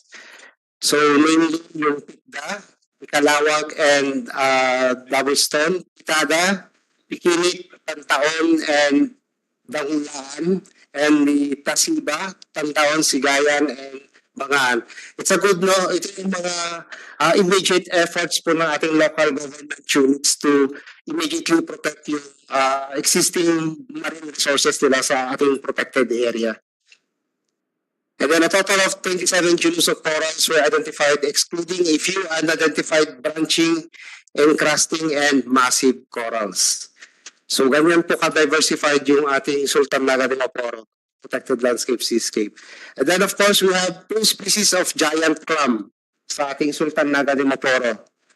So yan po yung ating photos taken during the assessment. Yung ating Tridacna esquamosa and Tridacna gigas. So ito po yung from photo credits from Pinoy Islanders, no, yung panoramic view ng seascape po ng ating Sultan Naga Dimaporo. So may magandang pagpalansen from 1995 to 2020. Among the 37 barangays, 16 are in the coastal where 63% of the population lives. Increasing populations have additional pressure on coastal resources and may lead to overfishing, the use of destructive fishing practices, and conversion of coastal habitats to other uses. 40% of the municipality livelihood comes from the fishing. The loss of or in the improper use of the resources will be despicable to their economy and individual people's incomes and livelihood. On the other hand, the wild fauna, especially the endangered species that depend on the availability of food, nesting sites, and shelter will be altered. The marine environment, its ecosystem, and species have shaped many people's daily lives as it provides social and economic goods and services. The inclusion of this protected area to the NIPAS will maintain essential ecological processes, their natural conditions, and ensure sustainable use of resources found therein. So the proposed Sultan Naga Dimaporo Protected Landscape Seascape is also a potential area for nature hobbyists who wants to engage in scuba diving, snorkeling, swimming, and bird watching. So that's all, Honorable Chair, for Sultan Naga Dimaporo Protected Landscape Seascape. Thank you. I just want to ask you, Mr. Feliciano, do you have a record of all the legislated protected area like this? We could secure the copies from our field officers, Honorable Chair. So we can publish a book. Yes, Honorable Chair. 120 legislated 100. protected area with this description para madali nating hanapin, di ba? Yes, Honorable Chair. We So could, maybe you can give me and I can sponsor the publishing of the book. okay. At least meron tayong accomplishment, di ba? Yes, Honorable Chair. Kasi it's really something, 120, di ba? Na may ganito. Bisan nga, nasa lugar natin pero hindi natin alam na may ganyan eh. At Diba? least may ready Oh, like content tayo us, para Las Piñas, I have to bring every week the students from the public schools to go there because they do not know. They do not know. We have to inform them also so the students can help in the protection of the area also. Kasi mas naintindihan nila kaysa yung matatanda eh. Kasi yung matatanda hindi sanay ng ganyan eh, di ba? At least yung mga bata mas medyo nature, may orientation sa environment rather than the old people. Kasi nung panahon ng mga magulang natin at nung early years of our lives, hindi naman ganyan ang environmental consciousness eh, di ba? Ngayon lang yan eh, bago. Kasi nawawala na eh. Kaya we have to protect, di ba? Kasi noon hindi naman masyadong abuse pa eh. Ngayon naabuso na eh. So maybe you can give me a collection and then I can have it published, di ba? So para naman may nangyari sa ating mga hirap. Oh. Anyway, we now hear from Miss Batadlan. Okay, kasi mukhang ito problema nito kaya na-delay boundaries, di ba? Thank you, Your Honor. As what mentioned by Representative Dimaporo, the technical description was already corrected in House Bill 8504. So we will just adapt the technical description of this House Bill to the Senate Bill 2189 on the technical working group meeting. Thank you. Thank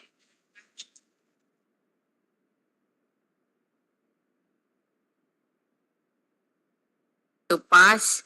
I just want to hear from the civil societies and NGOs who are here, who made time to come and attend our hearing.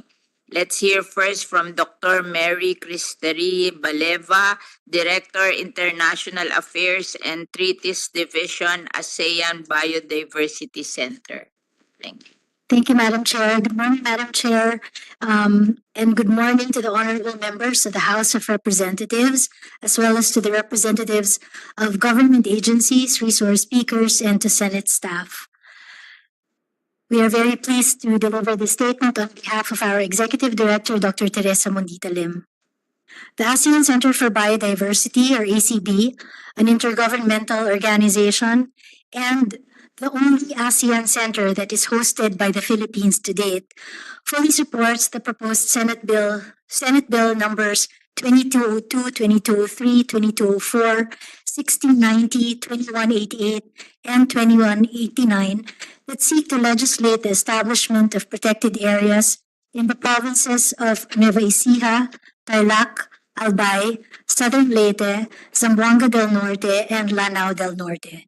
These proposed protected areas offer extensive areas for the restoration of habitats, the protection and conservation of species and ecosystems, and the sustainable use of biodiversity and ecosystem services. Based on years of research by scientists and conservation biologists from the Philippines and international institutions, these areas are among the centers of diversity and endemism in the Philippines. They are among the remaining precious areas in the country with rich and unique flora, fauna, and ecosystems. Thus, establishing them as protected areas is crucial for the protection and conservation of global biodiversity. The ASEAN region comprises 3% of the world's surface area, but is home to 25% of all described species, as well as 35% of the total coral reef species in the planet. Additionally, 37% of known species in the ASEAN are endemic to the region, 9% country endemic birds, 11% mammal species, and 25% country endemic vascular plant species. Moreover, the Philippines shares the distinction of being one of the three megadiverse countries in ASEAN, together with Indonesia and Malaysia. Moreover, the region has diverse forest ecosystems with more than 12 forest types that covers 46% of the region's total land area. Significantly, the ASEAN region's ecological connectivity through flyways, or the geographical areas covered by migratory birds over the course of their annual cycle, encompassing breeding and non-breeding grounds, and the connecting migration route, is crucial in supporting and enhancing the rich biodiversity of migratory birds on a regional and global scale. The Philippines is in the middle of the East Asian Australasian Flyway and is a stopover for over 30 million migratory birds that come from the Northern Hemisphere. Our Las Piñas Wetland Center, Senator Villar, is one of these flyways. The ECB,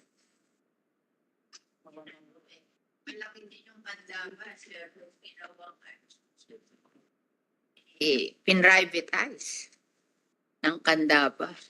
Sayang, di ba? And another one is Bataan, di ba? We are on the route there. If I may, Madam Chair, the ECB, the Region Center for Excellence on Biodiversity, also serves as the secretariat of two complementary flagship programs of the region, the ASEAN Green Initiative, or the AGI, and the ASEAN Heritage Parks Program. The AGI recognizes restoration initiatives that are aligned with its goal of 10-10-10, the planting of 10 million native trees across 10 ASEAN member states in 10 years in conjunction with the UN Decade on Ecosystem Restoration. Pursuant to the 2003 ASEAN Declaration on ASEAN Heritage Parks, the AHP program, 10-10-10, Madam Chair, 10 million native trees across 10 ASEAN member states in 10 years. So 1 million tayo in 10 years. Hopefully, Madam Yeah, Chair. 1 million in 10 years divided by 120. Kaya yun, diba? Ano yung divide mo yun ng 10 years, di 100,000 a year divided by 120. So, di 100,000, di ano tayo? 1,003 a year lang. Parang kaya, di ba? 1,000 lang yun eh. Kasi 120,000 ang protected area eh. O di, i-round off mo na lang sa 100,000, 100 times 1,000, 100,000. Di 1 million in 10 years. Di ba? Kaya. Tayo pa lang sa protected area, kaya. Ako, kaya ko yung 1,000 every year. Kayo, kaya nyo naman yun. Ang dali-dali, lalaki ng protected area nyo. Kami nga, 180 hectares lang eh. Yung iba Seascape. Ano? Seascape. Hindi, along the sea. Along the sea. Oh. Mangrove. Diba? Makakatulong pa sa inyong yung fisheries yung mangrove nyo eh. Tapos it's additional protection sa inyo pag nag-typhoon surge. Diba? As long as they're native species, Madam Chair, then they could be part of the ASEAN Green Initiative. Daming native species. Dami puro native species. Kaya yun. Pursuant to the 2003 Declaration on ASEAN Heritage Parks, the ASEAN Heritage Parks Program recognizes and fosters a network of protected areas that are known for their unique biodiversity and ecosystems, wilderness, and outstanding scenic, cultural, educational, research, recreational, and tourism values, and to be appreciated regionally and internationally.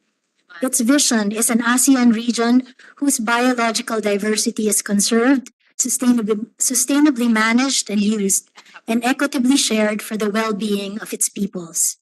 In the ASEAN Joint Statement to the first part of the 15th meeting of the Conference of the Parties to the Convention on Biological Diversity, or CBD COP15, in November 2018 in Kunming, China, the ASEAN member states agreed to intensify regional efforts on protected areas, in particular, to improve the management effectiveness of ASEAN heritage parks through research, technology transfer, innovation, capacity enhancement, and the adoption of sustainable financing strategies.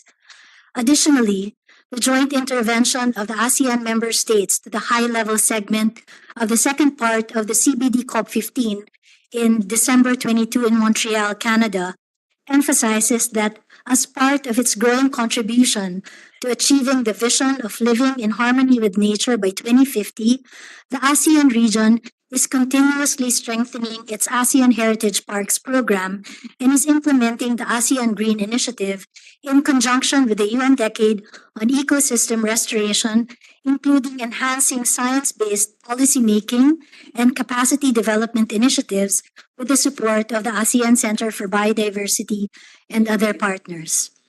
Currently, there are 57 ASEAN Heritage Parks, 11 of which are located in the Philippines: Mount Apo Natural Park in Cotabato, Mount Iglitbaco National Park in Mindoro, Mount Kitanglad Range Natural Park in Bukidnon, Mount Malindang Natural Park in Misamis Occidental, Mount Makiling Forest Reserve in Laguna, Tubataha Reefs Natural Park in Palawan, Mount Hamigitan Range Natural Park in Davao Oriental, Mount Timpong Hibok-Hibok Natural Monument in Camiguin, Agusan Marsh Wildlife Sanctuary in Agusan del Sur, Pasonanca Natural Park in Zamboanga, and most recently, Mount Inayawan Range Natural Park in Lanao del Norte. So there are 11 ASEAN Heritage Parks here in the Philippines. Here, this one, that, Nunungan po, also second district.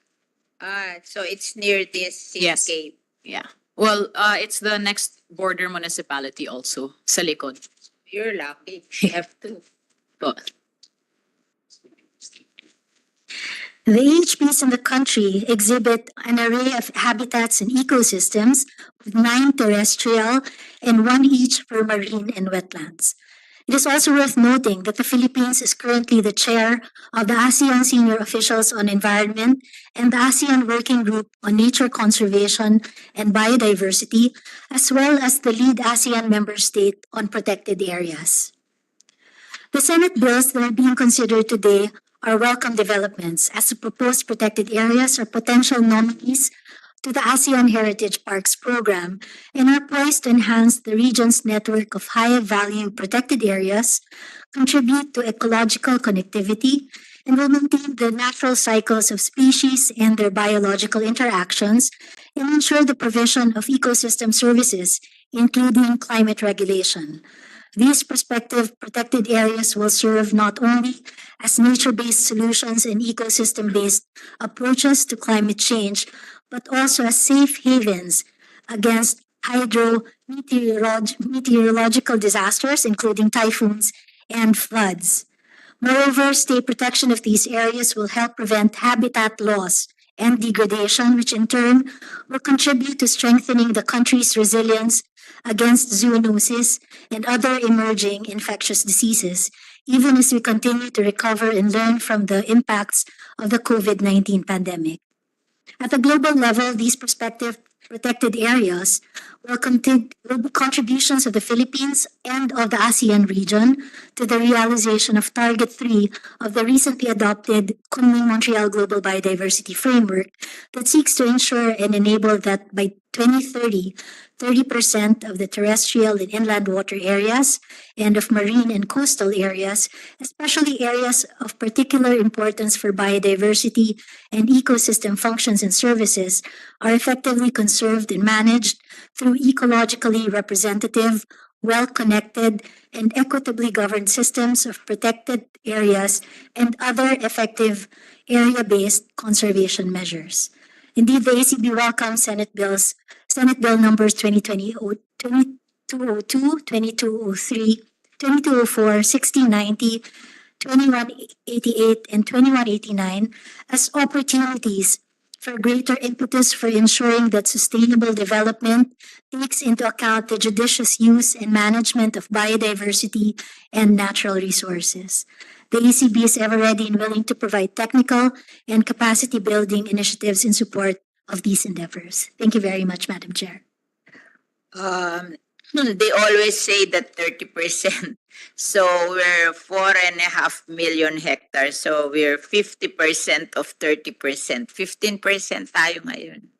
Kasi 4.5 million hectares. 4.4 plus this one is 127,000 hectares. So more than 4.5. Nasa kalahati pa lang kami. I don't think we can reach that 9 million hectares. Malayo. 30 million kasi ang Philippines eh. So ang 30% is 9 million hectares. We're 4.5 now. Ang ating legislated protected area. Anyway, I saw in your write-up that your coast is 37.5 kilometers, di ba? I just want to inform you that in Las Piñas, I built a river drive 40 kilometers. It took me 12 years. 2 years nung si Senator Villar ay senator, and then 10 years sa akin, 12 years bago natapos yung 40 kilometers na river drive. At tapos sabi ngayon ng DPWH, nagdoble na daw ang halaga ng ganun. So, siguro buti pinagawa na namin noon kasi ngayon hindi na namin kayang ipagawa, nagdoble na daw ang cost. So, but we have a 40 kilometers river drive. 10 sa Las Piñas River, 20 sa Zapote River, at 10 sa Molino River. Kasi yung mga river pala, yung mga coast, pag hindi mo nilagyan ng kalye, hindi lilinis kasi hindi mo na makikita eh. You don't know what's happening there. At usually, along the river, favorite yan ng mga ISF kasi government property ang easement ng river. They know that nobody will ask them to leave kasi sa government yan eh, hindi privately owned. Pero kami ginawa namin kalye, so I relocated them all sa NHA project sa Naik. Libo. But it took me 12 years, 40 kilometers. So, yung pag-aalaga mo ng 37.5 kilometers mo, malaking trabaho yan. Anyway, you're still young. You have all the time in the world. Anyway, we now hear from Architect Celestino Ulep, the President of the Society for the Conservation of Philippine Wetlands. Thank you, Madam Chair. Good morning. Good noon to everyone. I would like to thank the Honorable Chairman for giving us the opportunity to share some information with regard to wetlands, which is not a very well-known ecosystem. Although the 6 PAs that are being proposed for enactment do contain wetlands. Well, the island, Panaon, for example, the shoreline, the mangroves, Panaon, yes, sorry. Well, all of, may I continue so that we will know which wetlands are within these protected areas. The Society for the Conservation of Philippine Wetlands promotes the conservation and wise use of wetlands and their resources in the country.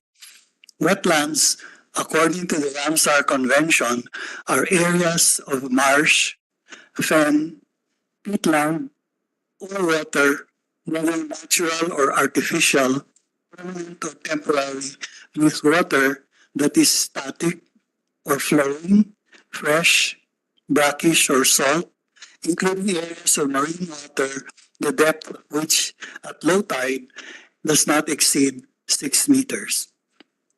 There are 3 types of wetlands: coastal and marine wetlands, which include mangroves, coral reefs, and seagrass beds, and those are the features of some of the protected areas being proposed.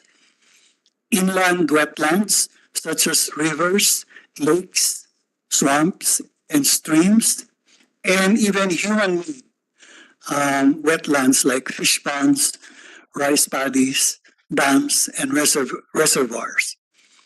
Wetlands provide ecosystem services that are critical to human survival. They're among the world's most productive environments, cradles of biological diversity that provide the water and productivity upon which countless species of plants and animals depend for survivals. But as we all know, wetlands are confronted by a variety of threats, including unsustainable development, particularly those that entail draining, filling, and even reclamation. As we knew before in the hearing on wetlands, they are trying to reclaim a lot of Manila Bay, which is a very important wetland. And these protected areas are our guarantee under the Constitution that these are followed, these mandates are followed. We have heard the rationales of the declaration of the 6 proposed protected areas, and the Society for the Conservation of Philippine Wetlands supports the enactment of these bills. On a final note, as a signatory to the Ramsar Convention on Wetlands, an overarching national policy on wetlands should be enacted to augment and strengthen environmental laws and address gaps in the wise use and conservation of the country's wetlands. We would like to inform everyone that there are bills currently filed in Congress, and we humbly request that this be given due attention in order that a national policy on wetlands is in place. Thank you. Thank you very much. Maybe you can furnish us the copies of the bill that were filed in Congress, okay? Because we haven't heard of anything new. Anyway, we recognize now the Attorney Edward Lorenzo, the Conservation International Philippines Foundation, Inc. Here. Good morning, Madam Chair, Senator Villar, and to the sponsors from the House of Representatives. CI Philippines supports the proposal of the Senate and the House to declare the following areas as protected areas: Aurora Memorial Protected Landscape, Mount Sawtooth, Mount Masaraga, Panaon, Mount Gutom, and Sultan Naga Dimaporo. These proposals are especially timely considering the increasing threats of climate change to the country, and as we review our commitments to the Montreal Global Biodiversity Framework. Our paper will look into the inclusionary principles for indigenous peoples and local communities, PLCs, sustainable financing mechanisms, and the practical side of how the law may be written to make it easier for field personnel and protected area inhabitants to understand. On governance mechanisms, while CI recognizes the importance of increasing the number of protected areas, critical habitats, indigenous community conserved areas, and other effective area-based conservation measures, it is also critical that effective governance systems are set up for these new sites with sustainability mechanisms in place for their long-term viability. The KMVBF calls for the equitable and effective conservation of at least 30% of the earth by 2030. While the declaration of these new PAs can support our country commitments to identifying areas as part of our contribution to the global 30 by 30 goals, there is a need to ensure that members of the governance or management bodies are not only inclusive, but are also well capacitated. Capacity building for government representatives to the PAMBs should not only cover laws and policies related to protected area management, but also should cover scientific conservation principles as may be applied to the respective areas of responsibility, particularly for the local government units. Furthermore, this process should be iterative to ensure that they have a holistic understanding of how conservation science and principles interact with the applicable national and local laws, including zoning and land use planning. These capacity building programs should also be provided to the indigenous people's representatives of the PAMB, preferably through a program that is tailor-made to their needs.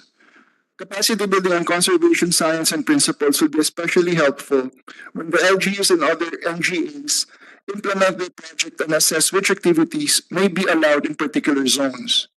This will hopefully provide LGUs and NGAs with a holistic framework when they assess which projects to allow in their areas. Conflicts in protected area management are usually due to extractive or infrastructure projects that may contradict or are not in harmony with protected area management plans or conservation principles. These may be further exacerbated by incongruent local development and zoning plans that may overlap with the protected area management plan.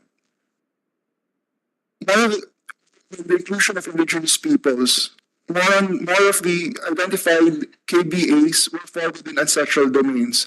All 6 protected areas being discussed before this committee refer to indigenous cultural communities or indigenous peoples in their definition of terms, and the list of members to the PAMB. There should be safeguards for the rights of indigenous communities in ancestral domains that fall within any of these protected areas. There should be mechanisms to ensure that there are true partners from the planning process for the adoption of these PAs to the development of management regimes or mechanisms. Our PLCs have been at the forefront of conservation and natural resources management even before these concepts were formalized by the academic sector. Whether the ancestral domains are found in the upland forests or in the coastal and marine areas, indigenous peoples will be an important partner to ensure the viability of any protected area with ancestral domains. They are the ones who are directly benefiting from and caring for the resources therein and should have a voice in any PA development processes.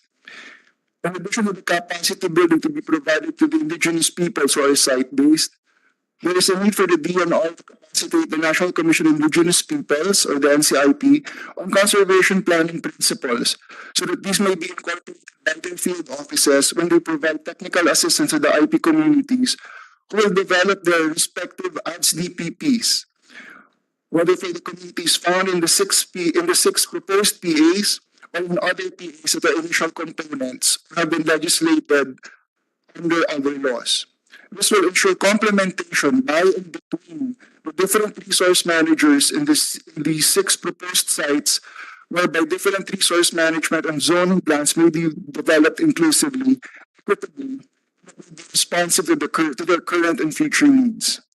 On sustainable financing, the proposed legislative protected areas and future proposals could look into designating financing mechanisms to support their long-term viability.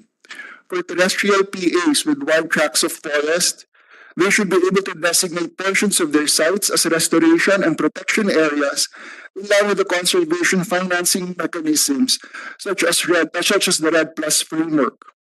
This will help the DNR raise funds for supporting biodiversity and conservation work inside these and other PAs as the world utilizes these new financing mechanisms.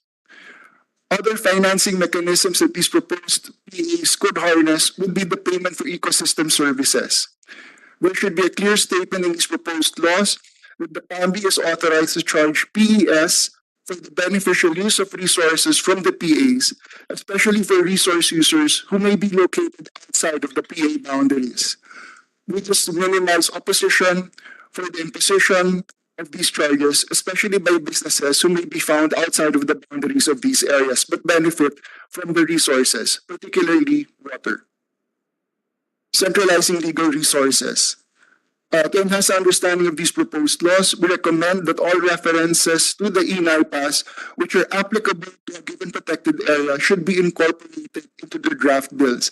In line with what Senator Tolentino said earlier, the law should be complete on their face as far as practicable, especially for contentious issues such as the powers and functions of PA management, the prohibited acts, which should be spelled out together with their penalties.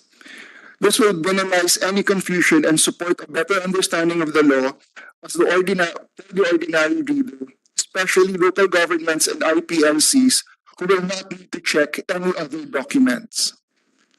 Furthermore, while the e-NIPAS law does provide for a complete listing of possible violations and sections of the prohibited acts, these should not be incorporated in toto for any of the proposed bills. An example would be prohibitions on the use of fishing gears or practices to destroy coral reefs or seagrass beds for areas that are landlocked. This would provide for a better appreciation of the proposed laws as they are relevant to the communities and the LGUs. And lastly, in complementary support, CI Philippines would like to take this opportunity to respectfully call for additional support for the Department of Environment and Natural Resources for the needed updating of the KBA process. Some of the proposed legislative PAs before this committee are recognized or adjacent to key biodiversity areas. The KBA updating process is a very important tool for conservation planning by the Department of Environment, as it updates the Philippine Biodiversity Strategic Action Plan, or the PBSAP, in line with the KMGBF. This will check which new sites will need to be designated as KBAs and will need future support for improved governance under various mechanisms. This KBA updating process will help support our country's goals for climate resilience, as the DNR and Congress can develop policies that utilizes nature-based solutions covering mangroves and watersheds that will help address climate perils, as well as natural climate solutions that will cover greenhouse gas reductions and, again, nature financing. These can form part of an integrated approach to the development of protected area plans. Thank you. Thank you very much. I just would like to ask you to give us a copy of all your manifestation. They're kind of long, so we should have a copy so we will know what we can include in our technical working group report. And of course, I want also to the Biodiversity Management Bureau to give us a list if there are tenurial instruments covering these 6 would-be protected areas. Meron bang tenurial instrument dyan? Initially po, Honorable Chair, based in our coordination yesterday, so far wala pa po na-issue na mga agreements. For these 6? Yes, Honorable Chair. Pa-issuehan, yung PAMBI na lang ang mag-alaga nung ano. Wag na kayo mag-issue sa private sector kasi nagkakaproblema later on. Anyway, after you have been declared a protected area, you have a protected area management board. So you'll be the one to take care and to manage. Kaya nila binibigyan nun ng tenurial instrument kasi walang nagmamanage. But if you are a protected area under the INAIPAS, you create a PAMBI, a Protected Area Management Board, and there is someone na managing. So why will you give the right to private sector? Minsan nagkakaproblema dun na-abuse Anyway, I wish to thank all the resource persons and guests who have shared their valuable information and views on the bills discussed. The committee will be forming a technical working group to fine-tune the bills to be reported out by the committee. I wish to express my appreciation to the congressman and congresswomen who sponsored these legislated protected area bills. Not all legislators are fond of the environment. Kaya pag may nagpo-file na legislator na pinadideclare na protected area yung kanilang area, medyo natutuwa ako kasi meron din palang concern to protect the environment kasi hindi common yan sa ano. And you will discover that. Kasi ako lang, yung aking protected area, ako lang ang nagpo-protect. Yung local government, pinagbibili na yung aking protected area. Kaya you be active in your PAMPI. You will see that sometimes, iba katulad namin, inisyuhan ng ECC ng TNR, yung aming protected area. How will that happen? I cannot understand that. So, talaga, protected area, mag-i-issue ka ng ECC for reclamation to destroy the protected area. How can you do that? Kaya sabi ko sa DNR, yung mga hindi mahilig sa environment sa DNR, pumunta na kasi sa DTI. Yun, business yun. Pero yung mga sa DNR, dapat mahilig sa environment. Yung hindi mahilig sa environment, magpa-employ na kayo sa DTI, hindi sa DNR. I'm so surprised. So, kaya thank you very much for sponsoring this protected area, and ako ay nagagalak at masaya sa inyo. Thank you.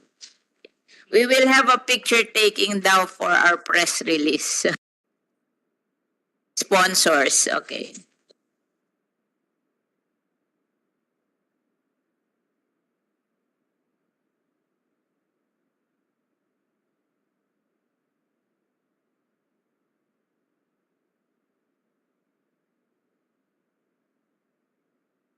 Our hearing is suspended. Okay.